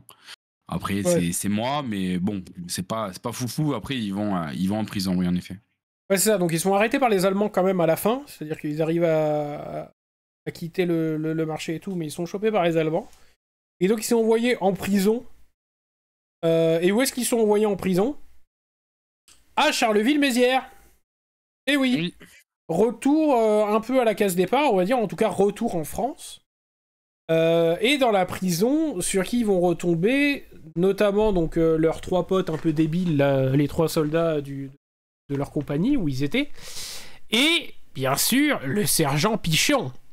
Ah, le fameux. Ah, sergent Pichon qui vient immédiatement leur casser les couilles en mode ah, on fait moi les malins, vous aviez fui mais vous vous êtes fait choper. Paf, Léon, grosse tarte dans la gueule de Pichon, qui dit genre ah, vas-y tu me saoules, dégage quoi. Et on suit globalement leur quotidien dans la prison, où pas non plus très marrant. Et jusqu'en 1942. Voilà, jusqu'en 42. Ellipse narrative. C'est ça. Et on voit notamment qu'ils s'engueulent. Alors voilà. Michel leur avait dit, tant que vous êtes amis et tout, ça va bien se passer. Voilà, l'amitié est un diamant, il faut pas la briser, sinon c'est foutu. Et bien sûr, ils vont s'embrouiller, notamment parce que Léon pense que Max est un chat noir poissard qui fait que à chaque fois ils sont dans la merde à cause de lui et que voilà il ne fait jamais attention, voilà, il arrive toujours des trucs et il fait pas d'efforts. Et Max du coup en contrepartie, en riposte, pense que Léon pense trop avec son sgeg, ce qui est pas tout à fait faux. Et que du coup c'est ce qui les a foutus aussi dans la merde. Enfin bref, ça s'envoie des fions, ça se bagarre, ça rompt l'amitié. Et puis finalement une nouvelle va tomber, c'est-à-dire que Pichon, comme depuis le début, fait bien le suceur auprès de l'autorité. Et donc là l'autorité c'est les Allemands, c'est le mec qui gère le camp. Alors je sais plus, je crois qu'il est nommé mais j'ai oublié. Bref, un méchant allemand qui gère le camp. Et donc il devient le second de ce mec-là. Et donc là, la nouvelle tombe. Les prisonniers sont envoyés par vagues en Allemagne, pour bosser dans les camps en Allemagne. Et bien sûr, comme Léon a mis une tarte à Pichon, enfin globalement c'est pas le grand amour entre Max et Léon et Pichon, Pichon les a mis en top de liste, et donc ils vont être envoyés en Allemagne. Et c'est là donc du coup que on redevient immédiatement amis, et si on préparait une évasion tous les deux. Voilà. C'est ça. Oui, et donc les autres vont vouloir s'évader avec eux. Et là, tu vois, en le revoyant hier, c'est là que je me suis rendu compte que c'était un film, ça rejoint ce qu'on disait tout à l'heure, entrecoupé de plein de moments marrants, et donc en fait des sketchs qui peuvent être marrants, mais le film à la force il est long, et dans la longueur, et à un moment donné il y en a marre quoi. Là, dans cette période où ils s'engueulent ou quoi, il y a plein de petites réflexions où c'est rigolo, tu vois. À un moment donné il lui dit de façon, donc c'est alors je mélange les deux, attends 2 secondes. C'est Max qui dit à Léon donc que Léon ne réfléchit qu'avec son slip, et que de toute façon en fait il sait pas qu'il réfléchit qu'avec son slip, c'est qu'il réfléchit pas du tout, qu'il est complètement bête. Et il lui dit tu connais même pas Verdun et l'armistice. Et là, il lui dit moi je les connais pas les équipes de foot. Voilà. Mais ça pour moi c'est des petits trucs, des petites boutades qui, mises les unes à la suite des autres, font un ensemble de blagues qui pourraient être drôles, mais ça fait pas un film marrant. Et c'est ce qu'on disait, ça rejoint encore ce qu'on disait tout à l'heure. Et donc des exemples comme ça il y en a plein. C'est voilà, moi c'est le genre de truc, je suis client, ça me fait rire. Moi les équipes de foot je les connais pas, ok, mais moi aussi ça m'a fait sourire celle-là, bon.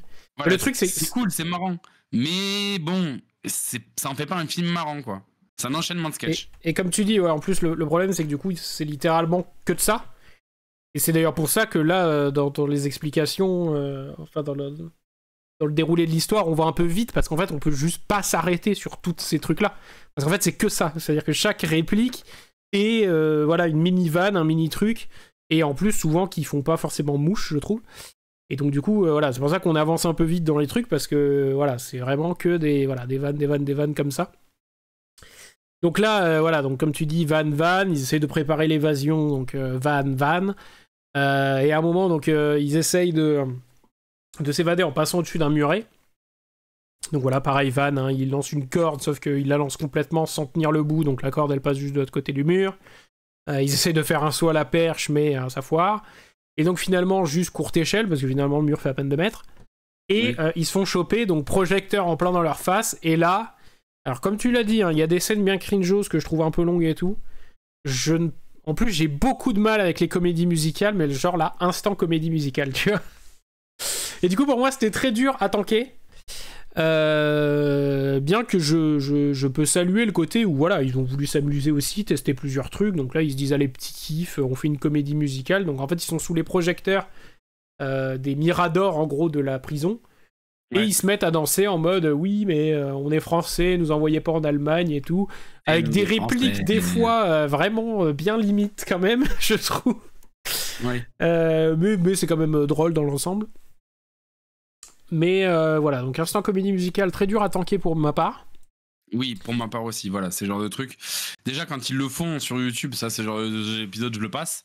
Mais comme je disais tout à l'heure, c'est-à-dire que c'est le genre d'épisode, je le regarde pas. C'est pas grave, il y a 3 minutes, j'ai pas regardé. Et je regarderai celui de demain ou de la semaine prochaine. Là, si je veux regarder le film, bon, mais faut que je le regarde. Quoi. Et franchement, il y a des moments, c'est compliqué de tanker, quoi. C'est voilà, c'est et puis on danse et puis finalement il y a tout le monde qui rapplique. C'est long, ça dure 2 minutes. On veut profiter de la musique pour s'évader, on peut pas parce que les gardes sont là. Enfin c'est et puis ça continue. Voilà, ça s'arrête jamais. Puis on sent aussi pour aller là-dedans que c'est beaucoup de un peu de surenchère, de vannes qui vont sur d'autres vannes. Et en fait j'ai l'impression aussi que souvent ils ont essayé de toutes les faire. Dans l'exemple, genre, donc là, il y a la comédie musicale, bien sûr, ça foire, hein, on leur dit, allez vous faire foutre et retourner enfin, rester en prison, quoi. Et donc, la vanne d'après, où, du coup, ils expliquent comment ils s'évadent vraiment, c'est que ils disent qu'ils se sont rendus compte que c'était le groupe des minorités, je crois que c'est comme ça qu'ils appellent, qui s'occupaient de laver le linge des méchants allemands, et que donc, ils vont leur demander d'en récupérer pour eux, pour les mettre et se faire passer pour des méchants allemands, et sortir. Et en fait, genre, ce passage-là, je peux le trouver plutôt drôle, il y a des trucs qui me font rire, mais genre, par exemple, il y a vraiment la vanne de...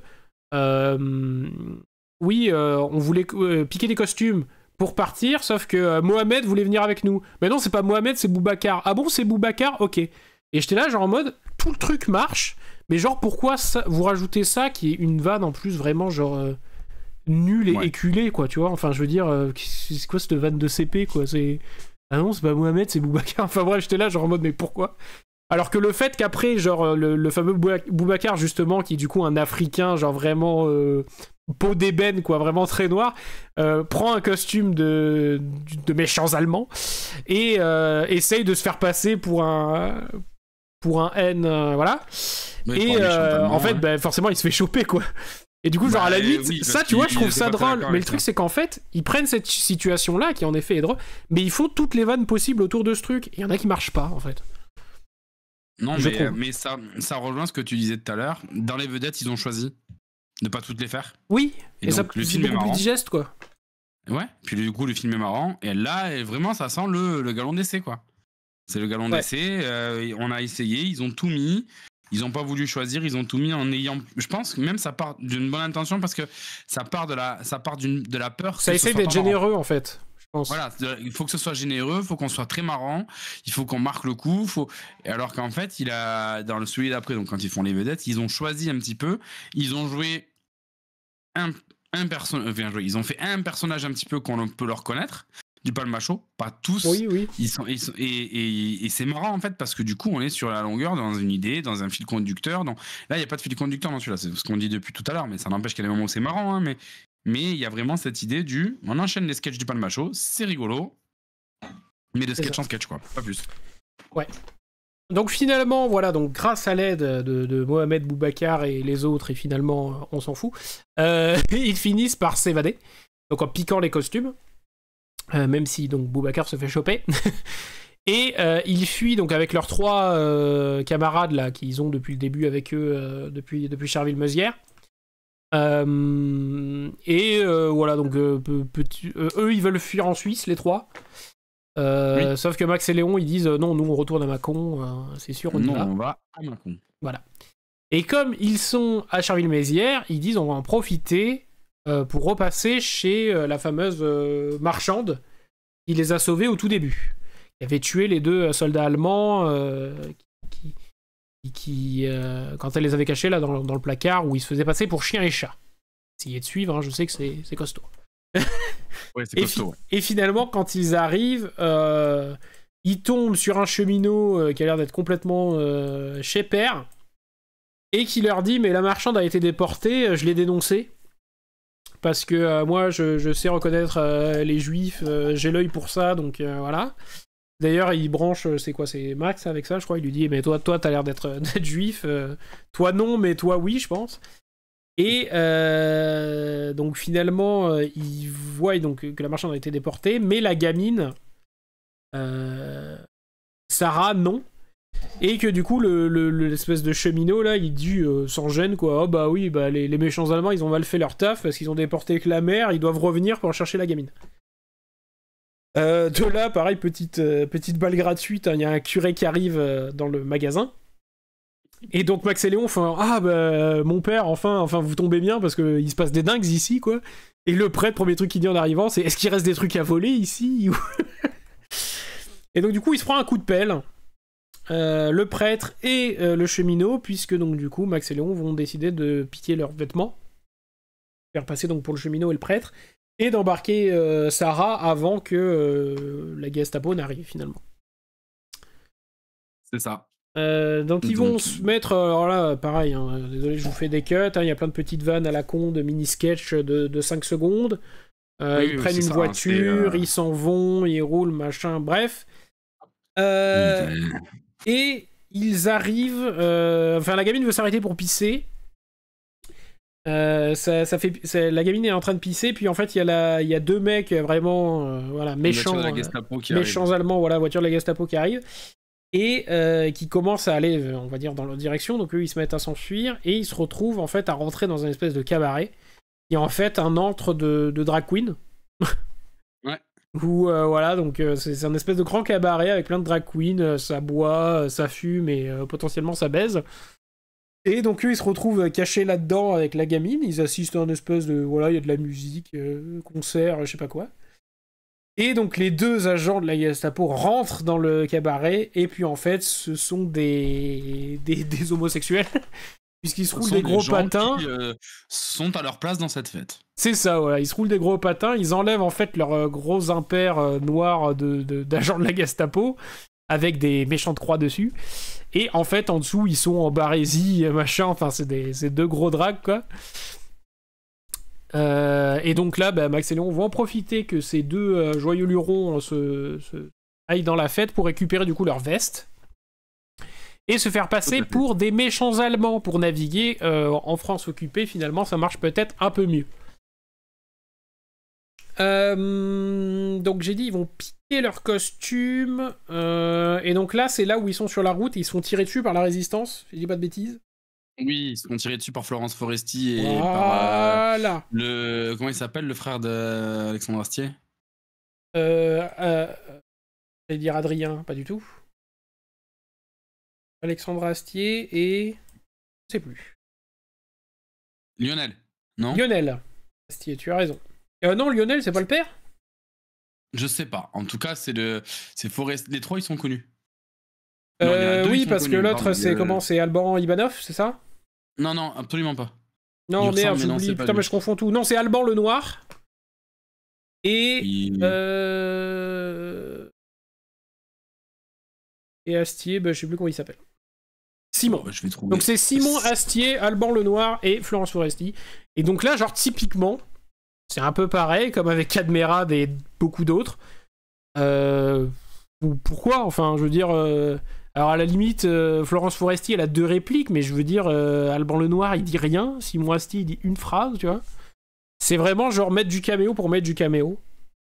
Mais bon. Ah, après, il me semble aussi quand même pas mal que c'est leurs potes qui sont là. Oui, non, mais si tu veux. Oui, non, mais globalement, de toute façon, c'est ça. Mais je veux dire, ouais, je sais pas, quand tu mets un caméo, ouais, je sais pas. Je sais pas quoi en penser, mais au moins, utilise-les un petit peu, quoi, tu vois. Genre foutre Cadmerade pour qu'il fasse 2 sourires à la caméra, c'était juste pour dire qu'il était là, que ce soit ton pote ou pas ton pote, tu vois, enfin, je sais pas. Oui, non, mais... Je trouve ça juste un peu gratuit et pas nécessaire, mais bon. Mais bien sûr, c'est pas nécessaire, on est d'accord, mais voilà, c'est juste parce que je me semble que c'est leurs potes aussi un peu tous et qui sont venus là pour gonfler le casting, quoi. Donc du coup, Florence Foresti, en fait, tire sur la bagnole, puisque bah, les deux sont habillés en méchants allemands. Oui, puis c'est écrit que c'est des méchants allemands sur la voiture. Donc Oui, bon. puis ils ont une voiture carrément de la Gestapo, donc ils se font tirer dessus, sauf que bah, eux ils sortent, non, tirez pas, on est français, et en fait on se déguise pour passer les checkpoints plus facilement parce qu'on a une gamine à planquer. Et donc là, on apprend que ces trois personnages-là font partie de la résistance, et que du coup ils vont les présenter à Renard, le chef de la résistance, parce qu'ils ont tous des noms d'animaux en code, pour pas se faire choper. Et là, le chef de la résistance, je vous le donne en mille, hein, Renard, c'est en fait leur père adoptif, Michel, le barman de Mâcon. Voilà, et donc du coup, il retrouve Michel, et il retrouve Alice, la fille du colonel Marshall. Ah, donc retrouvailles plutôt, plutôt tendues avec Léon, qui va se prendre une grosse baffe, hein, dans mes souvenirs. Ouais, Max aussi, les deux. Ouais, les deux. Là, c'est pareil, du coup, il y a un truc où elle dit que vous devriez être exécuté parce que vous êtes des déserteurs et tout, puis vous m'avez menti, machin. Elle tire sur Léon, on l'a tous venu voir à 30 000 bornes, en fait, elle lui a pas tiré dessus. Voilà, c'est génial. Et donc, du coup... et tu sens que j'en ai marre. Non, mais c'est génial. Mais et du coup, Renard leur dit, non, mais Alice, on va pas les exécuter. Jusqu'à maintenant, ils s'en sont bien sortis à faire du pipeau, à mentir à tout le monde et tout. Ils peuvent être encore utiles. Ce qu'on va faire, c'est qu'on va les envoyer vers quelqu'un qu'ils connaissent bien, un grand ami à eux, qui est collabo, et qui va, en fait, ils vont récupérer des informations auprès de ce collabo-là. Et ce collabo, c'est bien évidemment Célestin. Et là, j'ai écrit d'ailleurs en parenthèse, ça joue bien vraiment. Parce que vraiment, moi, ça a été mon... tu vois, mon souffle de bonheur, quoi. C'est vraiment ce personnage... Bernard Farcy t'aimes bien, quoi. Ah ouais, non, mais vraiment... Et tu vois, autant, genre, le personnage, je le trouve nul, par exemple, dans Taxi, tu vois. Ouais, le commissaire Gibert dans Taxi... Ouais, tu vois, genre, il me tape sur les nerfs, tu vois. Je veux dire, je suis pas aveuglé par Bernard Farcy dans tous ses rôles non plus, tu vois, c'est pas ça que je veux dire, mais genre là, vraiment, je trouve qu'il est bien inspiré par le truc. Il a vraiment le jeu, le rythme à chaque fois, enfin, toutes ces phrases, même quand il dit des trucs genre pas drôle, il est drôle pour le coup. Donc vraiment, j'étais trop content de le voir, et j'ai écrit, donc ça joue trop bien, j'ai écrit MDR, c'est vraiment drôle, alors je sais plus exactement pourquoi, je pense que c'est parce que, donc, il les accueille dans le centre, on va dire, de la propagande des méchants allemands. Ouais, c'est plus même propagande des collabos, en fait. Ouais, c'est ça. Ah mais oui, c'est là où j'ai écrit, c'est vraiment trop drôle, c'est quand il dit, voilà, donc on a plein de police pour tout savoir, ce que les gens font, ce que les gens pensent et tout. Il a une secrétaire, Madame Machin, combien on a reçu de lettres de délation aujourd'hui? Et puis la meuf, elle lui dit genre 44, il fait, oh 44, et il est à peine 14h, c'est merveilleux. Et donc il est trop content, enfin bref, on voit que lui, il gère son truc, il fait son beurre, hein, on va dire. Et oui, il s'occupe aussi de la propagande, donc on voit qu'il a fait les dessins, les caricatures des juifs avec un pif immense, machin. Il doit choisir la couleur des étoiles jaunes, enfin bref, c'est atroce, hein, mais c'est très drôle pour le coup. Là, c'est un passage où tu vois, j'ai beaucoup ri globalement, en fait, je trouvais que tout marchait bien. Mais tu vois, ça arrive au bout de 1h20 de film, en fait. C'est ça, mais en fait, là, j'ai plus la sensation qu'on est dans un sketch. C'est ça. C'est ça, en fait. En fait, on est dans le quand à partir du moment où il rentre dans le bâtiment de la propagande de Vichy, on rentre dans une histoire où il y a d'autres personnages autour qui vont nous apporter des scènes. En fait, la scène dont tu viens de parler, c'est plus Célestin et le responsable de la com, alors j'ai pas le nom de l'acteur ni du personnage, mais Eugène dans le film, mais je sais plus après. et Célestin, Nicolas Maury, du coup, si c'est Eugène, Célestin et Eugène, et j'aime beaucoup le duo des deux, le grand écart entre les deux et tout, il est bien pensé, il est bien fait, et c'est marrant, et on rigole, et la différence, l'autre qui est en train de se demander de quelle couleur faut faire l'étoile, et où est-ce qu'on la met, où est-ce que c'est plus joli, où est-ce que ça marche mieux, est-ce que l'affiche elle est jolie, et l'autre il est dans son délire d'artiste, alors qu'on sait tous de quoi on est en train de parler. Enfin, je te dis, il y a vraiment des mecs qui se sont posés ces questions-là, et l'autre en face qui lui dit c'est vrai que non, ça c'est pas, et puis mais oui, c'est ça, le nez plus grand. Voilà, mais c'est pas eux qui portent les dialogues, c'est pas eux qui portent tout seul, ils sont aidés, et là là ça marche bien parce que les personnages ils vont bien avec eux. Et même après le personnage du renard ça marche bien, le personnage d'Alice il marche bien. On rentre vraiment dans un truc où ils partagent la discussion quoi. C'est ça, c'est ça. Et c'est vraiment hilarant, donc du coup voilà, ils arrivent à ce truc de la propagande. Et du coup Célestin va un peu les prendre en affection, enfin lui il les apprécie plutôt bien depuis le début en fait. Parce qu'il a l'impression d'avoir trouvé une oreille attentive là, dans ces deux gars-là, donc lui il raconte ses trucs. Eux donc ils s'imprègnent de tout ça, ils rentrent dans l'engrenage. Du coup c'est hyper drôle, ils se retrouvent à faire les pubs genre pour la gloire des méchants allemands là, et à mourir de rire. Je trouve que ça vraiment c'est des trucs qui marchent trop bien. Et ça reprend toute la mise en scène de la série télé qu'on voit en Angleterre. Oui, notamment, ouais. Exactement. Mais franchement, c'est vraiment bien pensé. Et en plus, franchement, ça c'est un sketch. Oui, mais qui marche vraiment genre bien, je trouve. Ouais, pour le coup, c'est drôle. Enfin, moi, ça m'a beaucoup fait rire. Et là, il y a le moment où vraiment j'ai explosé de rire parce que je m'en rappelais plus. Et que vraiment, pour moi, c'est le passage le plus drôle. Mais parce que vraiment, c'est une rêve très obscure. Et je suis trop content de l'avoir. Et je suis sûr que tu l'as aussi. Mais c'est j'ai pensé pour la prochaine pub. Donc, c'est Eugène qui parle à Vigicolor. Les 3 couleurs de la France, Vigicolor. Et donc, c'est vraiment la ref. Donc, pour les anciens, là, désolé, on s'adresse aux dinosaures, mais c'est la ref de Bruno Vandelli à Popstar avec Quadricolor. Et en fait, genre, j'ai éclaté de rire quand je l'ai au début, parce qu'il dit donc Vigicolor, les 3 couleurs, 1, 2, 3, Vigicolor, machin. Et en fait, ils vont jusqu'au bout. C'est-à-dire qu'il dit genre, t'es la première personne à qui je le dis, hein. J'ai pensé, ça m'a vraiment fait une illumination. Et c'est vraiment genre les 1 minute de Bruno Vandelli à la télé qui se ridiculise sur son truc. Et du coup, j'étais genre, vraiment, ça m'a éteint. Genre, c'est pour moi le moment culminant du film, c'est ça. C'est vraiment trop, trop fort. Et donc du coup voilà, donc ils sont complètement intégrés donc dans cette police là, de la propagande, de la délation machin et tout.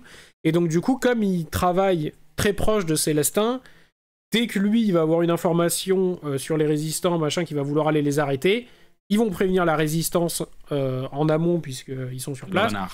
Et voilà, ils vont prévenir Renard, et donc finalement, ils vont déjouer à chaque fois tous les plans de Célestin. Et donc là, ça devient les big boss, trop forts pour aider la résistance. Et là, pour le coup, ça devient vraiment des giga-restas. Et donc, c'est Aigle perçant et Cheval de nuit. Ça, c'est pareil, ça m'a beaucoup fait rire comme on les montre après, vraiment comme 2 agents. Et c'est vraiment les 2 00Z, quoi, tu vois. Vraiment trop fort. Là, il y a une pub avec Olivier de la Milice qui, moi, me fume de rire. Hein, avec, mais Olivier de la Milice, il est. Avec Monsieur Poulpe, il est genre ultra. En vrai, c'est ultra brutal. Hein, c'est vraiment ultra trash. Parce que c'est vraiment vous, monsieur, on va vous faire un trou d'une pièce de 2 € sur le fond. Enfin, genre, c'est ultra cruel, mais c'est vraiment très très drôle, je trouve. C'est vraiment. Ça marche bien, c'est bien joué, c'est bien filmé, enfin vraiment c'est très drôle quoi. En même temps, je suis en train de regarder donc comme je fais d'habitude, je resiote quelques scènes. Et donc toute la scène où il présente donc Aigle perçant et Cheval de nuit, il y a tout le passage où il y a toutes les affiches qui font pour la propagande et tout ça. Mais y a des trucs, c'est là, tu vois, par exemple, où on revient sur ce qu'on disait tout à l'heure, où il y a une différence entre ce moment-là du film et le début. Au début du film, on aurait eu, je pense, un mini sketch du Palma Show avec il essaye de faire les affiches. Quand t'es le Palma Show, quand tu travailles pour la propagande et t'aurais eu la création de toutes les affiches. Là, ils en parlent pas. Il y a les mecs qui parlent derrière, il y a de la musique, mais par contre, en fond, t'as toutes les affiches qui apparaissent, qui sont toutes très marrante et ça marche bien en fait parce que du coup c'est pas coupé, c'est pas saccadé et ça marche bien. Et il y en a qui sont très très drôles. Il y en a certaines, Veni Vidi Vici, très drôle. Et celle où le chef des méchants allemands, il a une coiffure qui fait fureur. Elle est pareille. Enfin c'est très cool quoi. C'est très très, ouais c'est vraiment un passage qui marche bien, mais c'est vraiment. Enfin, je vous dis le problème c'est que ça arrive après 1h20 de film quoi, donc c'est vraiment hyper dommage. Tard, quoi. Mais j'avoue que moi, sur la dernière partie du film, j'étais plutôt bien dans le truc. Il y a vraiment pas mal de trucs qui me faisaient rire. Et donc, du coup, ils sont bien infiltrés, ça marche de fou, ils aident au taquer la résistance. Sauf qu'à un moment, il y a des gens qui sont arrêtés par la Gestapo, enfin, ou c'est plutôt la police de Vichy, quoi. Et donc, du coup, parmi les gens qui arrêtent ces gens-là, il y a Pichon, ils bossent pour Célestin. Et donc là, bah, du coup, Max et Léon, ils sont dans la merde parce que Pichon pourrait grave, tout à fait griller leur couverture. Et donc, du coup, ils doivent se barrer. Donc, ils décident de se replier déjà chez Renard en disant qu'est-ce qu'on fait. Et puis Renard leur dit bah ouais, donc faut que vous vous barrez parce que sinon, là, vous pouvez plus continuer. Et en plus, si vous faites choper, vous allez tous nous mettre en danger parce que vous allez balancer tout en 2 secondes, quoi. Vous n'êtes pas des vrais héros, quoi. En somme. Donc ils leur disent de se barrer, et eux qu'est-ce qu'ils font? Ils disent on va rentrer à Mâcon, hein, bien sûr.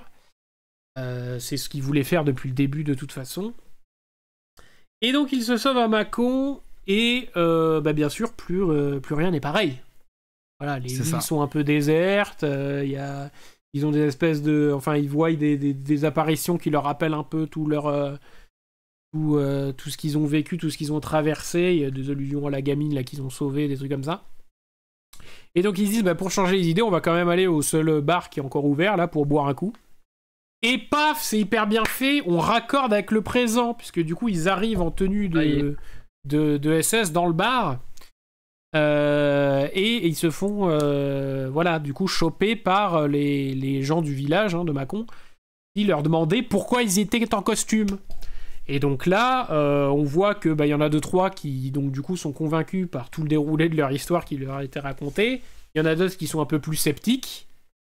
Sauf qu'au moment d'essayer de délibérer, de savoir est-ce qu'ils ont menti ou pas sur toute cette histoire, il y a...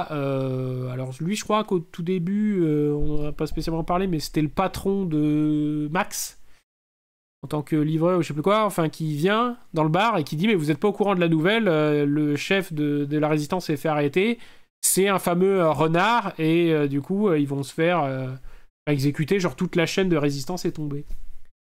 Et donc en apprenant ça, ceux qui détenaient en otage Max et Léon, donc du coup ont la confirmation de l'histoire de renard, machin et tout, c'est un vrai truc.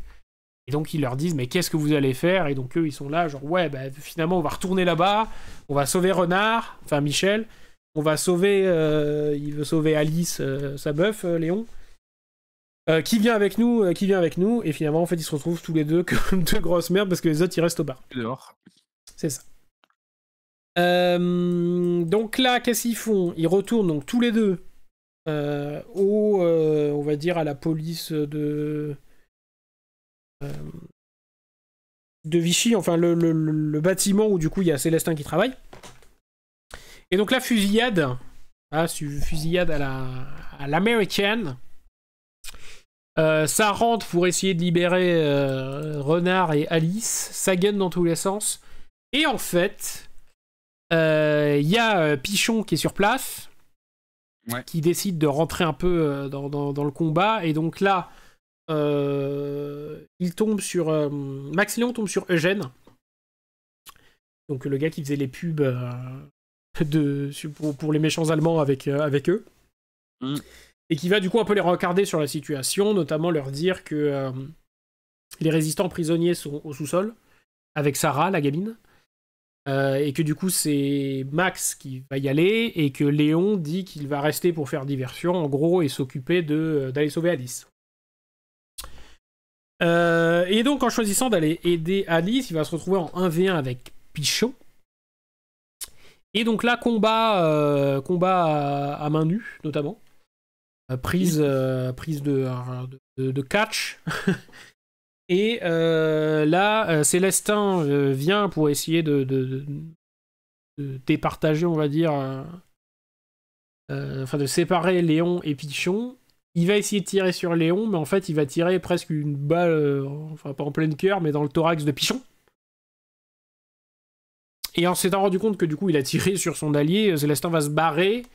Et là, séance... alors pareil, c'était vraiment catapulté. Moi je l'avais vu arriver à 400 bornes, mais ça m'a quand même beaucoup fait rire. C'est la mort de Pichon dans les bras de Léon. Et donc il agonise pendant des heures, genre en mode... en fait il dit mais moi au début je voulais juste être votre copain, et il meurt. Donc tu te dis ah putain, il meurt assez rapidement. Parce qu'en fait au bout de 2 secondes genre... oui, mais parce qu'en fait, tout le monde se moquait de moi parce que je m'appelle Pipou, je sais pas quoi. Là, ça part complètement en couille. Puis il remeurt, puis il revit, enfin bref. C'est marrant, mais bon, encore une fois, c'était un truc un peu, je sais pas, déjà vu pour moi. je trouve. Ouais. Mais donc du coup, voilà, Max, lui, pas trop de problèmes, il arrive à atteindre les résistants, à les libérer et tout. Tandis que Léon, lui, il monte faire le 1v1 contre Célestin, il est rejoint par Max. Et donc là, ça se tape dessus de manière un peu ridicule, ça se balance tout ce que ça peut se balancer au visage. Au passage, il y a Léon qui tire une balle perdue dans le bras d'Alice, c'est très drôle. Oui.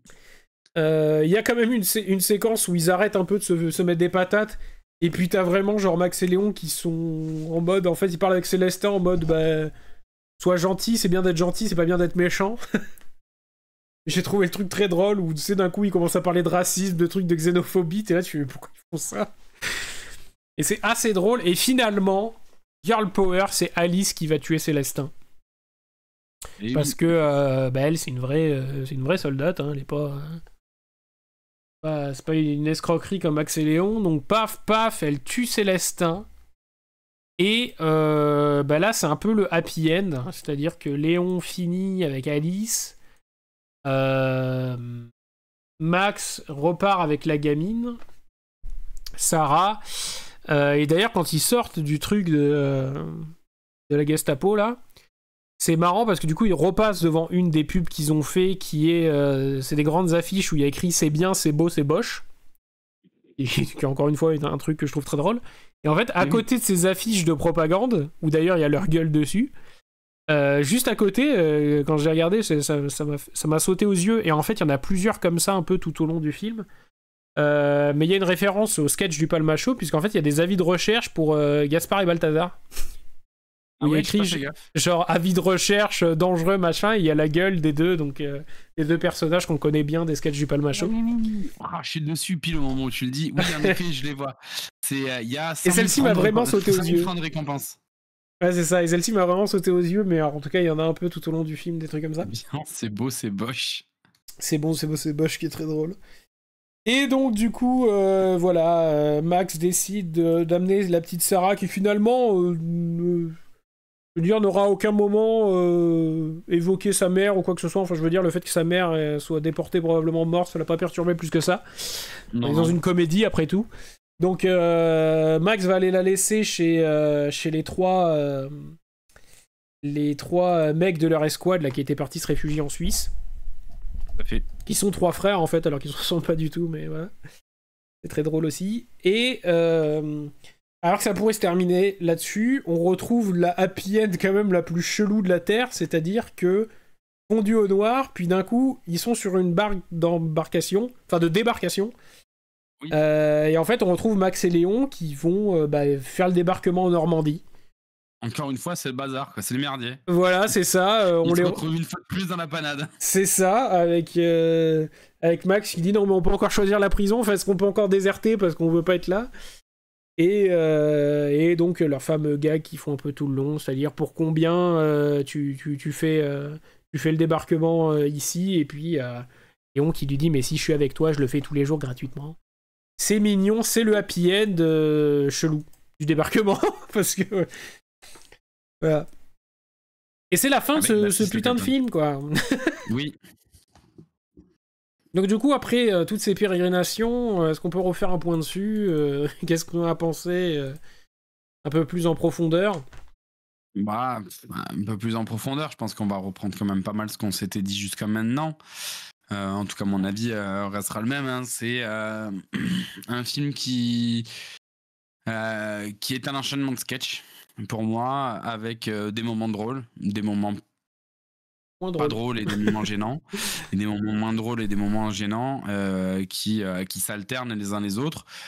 Après, je trouve que l'idée générale du film, elle est facilement compréhensible. Hein. C'est un film qui essaye de parodier, comme le disait tout à l'heure les Jiba, hein, ça essaye de parodier les vieux films de guerre, comme on pouvait les voir à l'époque.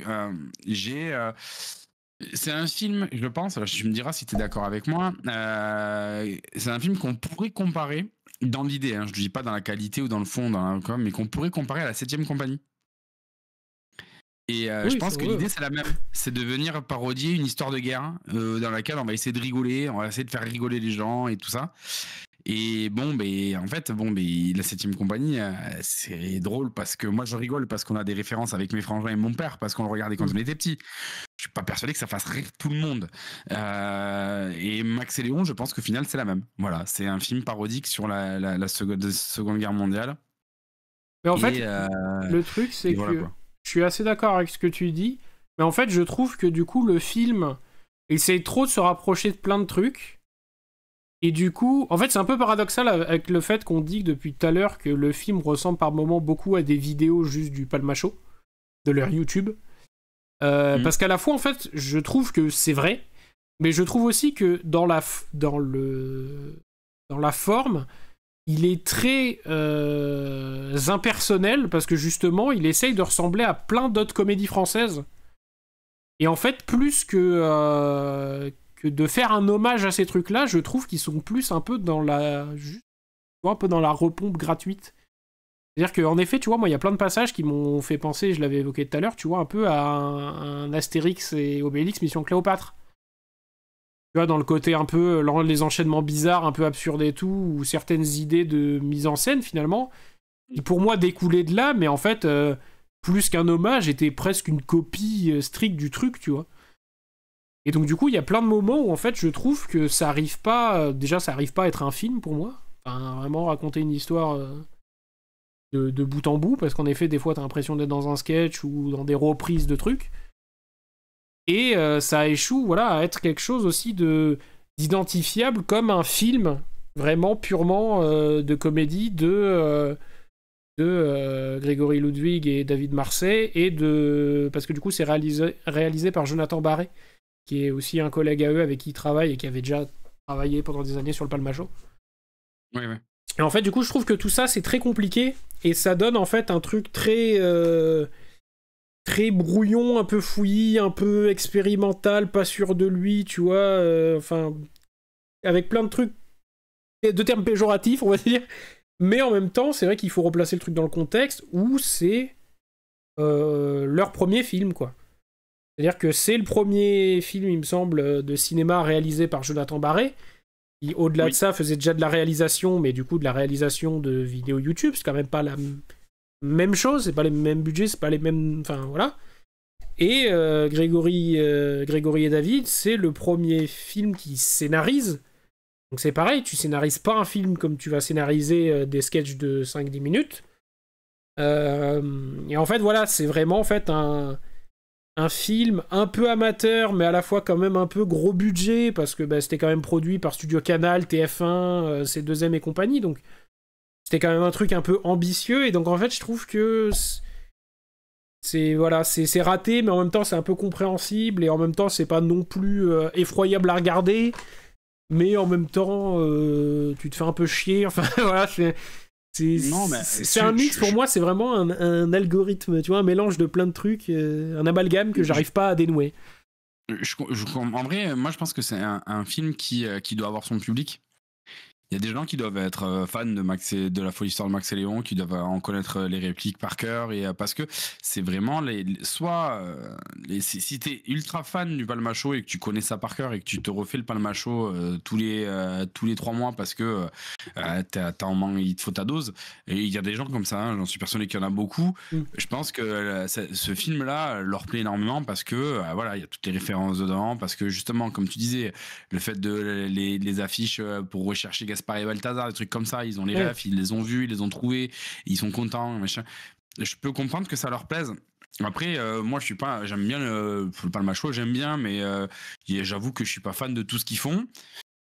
Et dans l'idée d'un film, comme tu dis, c'est important de noter que c'est le premier. Les Vedettes est beaucoup mieux, je trouve, en tant que film. Les Vedettes, c'est vraiment un film. Ouais, voilà, en fait, moralité de ce Tea Time, Max et Léon, vous pouvez éventuellement passer votre chemin, mais par contre, regardez les Vedettes, qui sont faits aussi par... c'est toujours Jonathan Barré à la réalisation, et au scénario aussi, d'ailleurs, il rejoint Grégory Ludwig et David Marsay. Mais ouais, c'est beaucoup plus abouti, et c'est surtout un film de l'affirmation, quoi. Enfin, où ils ont vraiment trouvé... une formule qui est beaucoup plus viable, quoi. Oui, c'est ça. Et qui marche bien, et vraiment, les Vedettes, c'est mortel. Voilà, les vedettes est vachement bien.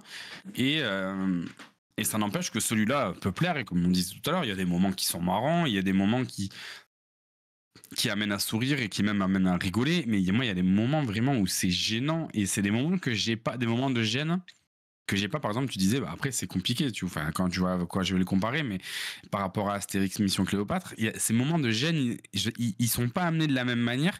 Mais c'est des moments de gêne qui moi, sont des moments marrants. Je sais pas, il y a des moments où c'est gênant, mais tu souris parce que tu te dis, bah, c'est.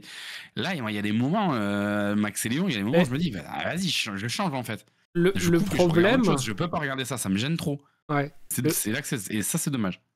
Mais le problème pour moi, si on doit comparer les deux, Max et Léon et genre Mission Cléopâtre, c'est vraiment genre juste une. Parce que Astérix et Mission Cléopâtre, on est d'accord aussi que c'est un enchaînement de plein de sketchs, c'est un enchaînement de plein de caméos, il y a des mecs qui sont là genre juste pour une vanne, tu vois, il y a des trucs qui sont très.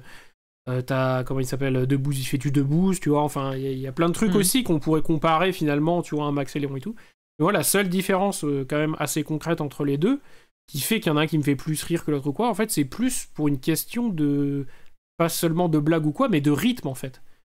Je trouve vraiment que Max et Léon est très mal rythmé en fait, et c'est ça qui tue le film. C'est-à-dire que voilà, il y a des sketchs qui pop à des moments où, tu vois, ils devraient pas forcément l'être, qui vont allonger le truc. Tu vois, moi, comme je t'ai dit, genre vraiment tous les moments où ça revient dans le bar et ils sont là, genre en mode ah, mais du coup, l'histoire c'est ça, d'accord, bon bah allez, continuez de raconter votre histoire et tout. Mais ça plombe le rythme du film qui galère déjà à avancer, je trouve. Parce qu'encore, tu le fais une fois, ok, mais genre la vanne du mec qui dit genre ah, mais vous étiez dans votre histoire, là, vous êtes à tel endroit, vous êtes à Charvilliers-Mézières, j'ai un cousin qui est là-bas, vous connaissez pas Jean-Jacques? Ah non, on le connaît pas. 20 minutes plus tard, ah ben là, vous êtes en Syrie, vous connaissez pas Patrick? Non. 20 minutes plus tard, ah oui, parce que là, je connais. Enfin, t'es là, genre en mode putain, mais le film avance déjà pas, les vannes sont pas drôles, genre arrêtez quoi, tu vois. Et puis ça mène nulle part quoi. Et ça mène nulle part en fait. Pour le côté marrant, en fait, il y a un moment donné, on aurait pu se dire. Ah putain, mais si, en fait, ils le connaissent, tu vois, ou alors se dire. Après, s'il faut, c'est ça, et je l'ai pas vu, tu vois, mais ils te disent, je sais pas, la première fois, ils te disent, il y a mon cousin Bernard à Charleville-Mézières, vous l'avez pas vu? Ah non, elle l'a pas vu. Et il y a ma cousine Géraldine à Damas, vous l'avez pas vu? Mais non, on l'a pas vu. Et l'autre, il lui dit, comment tu veux qu'il la voit? C'est super, il y a du monde partout.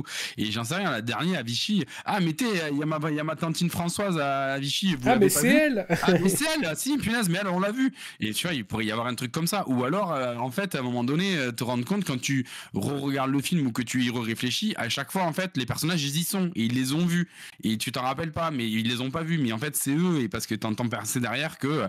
Et il y a Bernard, et t'entends un mec qui passe Bernard qui va à Charleville-Mézières, et il est pas derrière, et le mec il dit ouais, salut Bernard, et en fait Bernard, mais c'est lui parce que le même prénom, tu te dis c'est lui, et à chaque fois ils y sont. Je sais pas, en fait ça apporte rien, le fait de juste ça vient couper comme tu dis, et ça casse le rythme.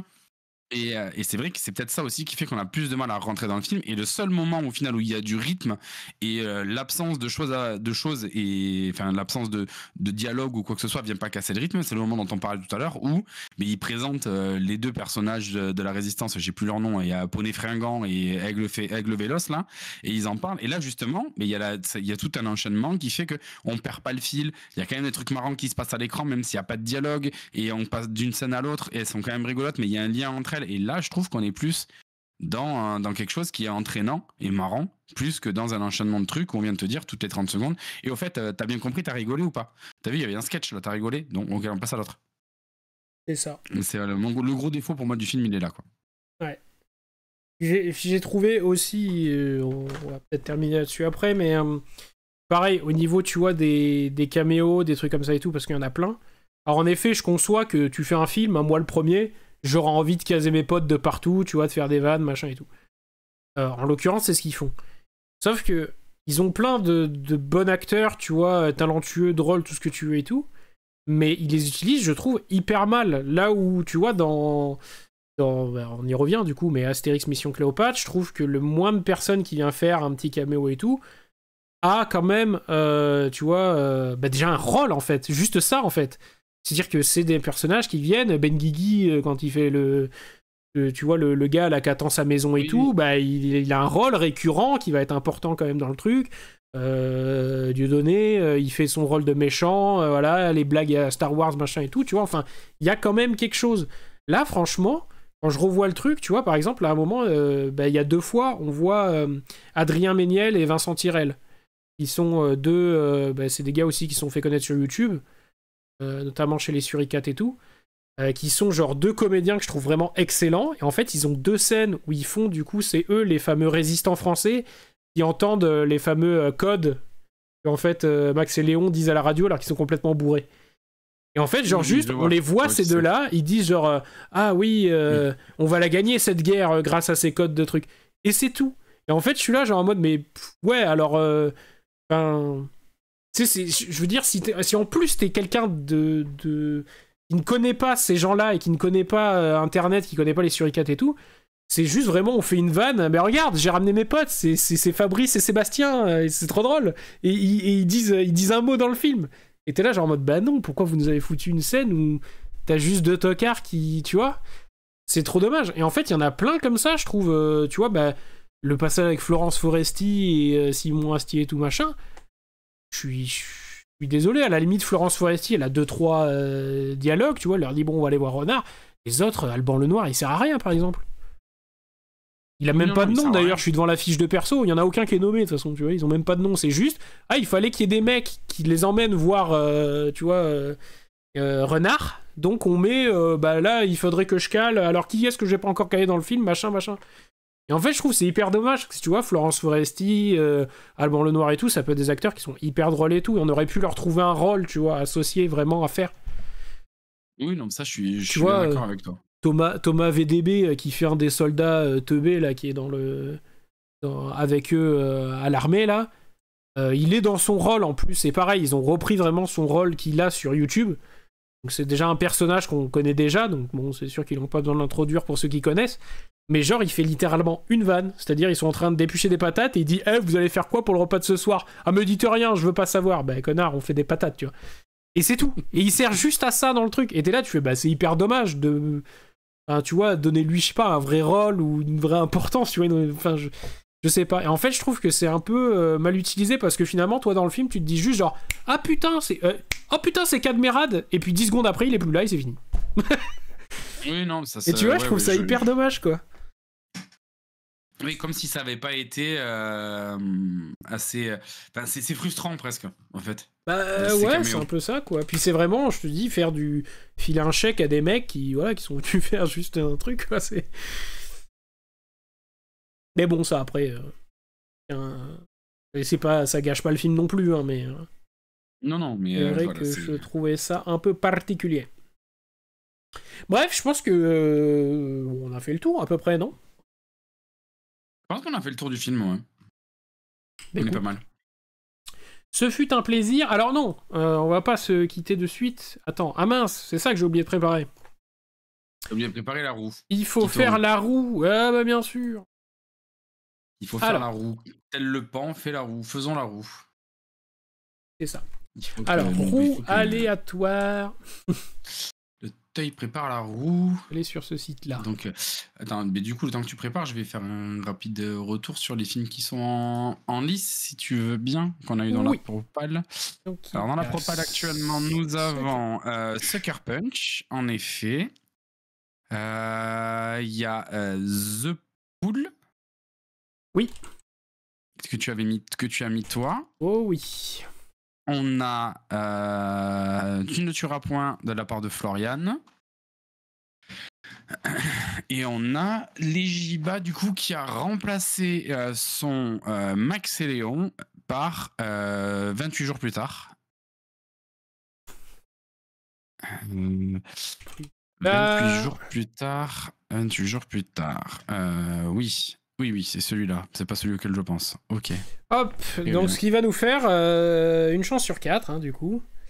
Bah, alors, juste pense à changer peut-être l'image du stream. Oui, tout à fait. J'étais juste en train de renseigner les... Ah d'accord, je croyais que t'avais fini, que t'allais faire tourner la roue, c'est pour ça. Mais ouais. Et donc, le tirage au sort, et donc du coup, je me permets, hein, je le fais pendant que toi, tu es encore en train de préparer, mais tous les gens qui souhaitent participer, bien entendu, n'hésitez pas à venir sur le Discord de Titoy et du Wake Up Live pour venir donner vos propositions. Et en fait, chaque fois qu'on finira un tea time, derrière, on refera un tirage au sort, on fait tourner la roue, et le film qui sera choisi sera le film que nous aurons à regarder pour dans 2 semaines, et sur lequel nous rediscuterons avec Titoy et tous les gens qui sont présents avec nous sur le chat, bien entendu, et sur les commentaires de la vidéo que vous êtes en train de regarder. Pour ceux qui le regardent sur YouTube, n'hésitez surtout pas même à vous inscrire et à venir chercher le Discord. Vous l'avez dans les commandes du chat en faisant ! Discord, bien entendu. Et puis si Titoy il a bien fait son travail, en plus de ça, vous l'avez en lien dans la vidéo. Oui. Est-ce que tout écouté, mais oui.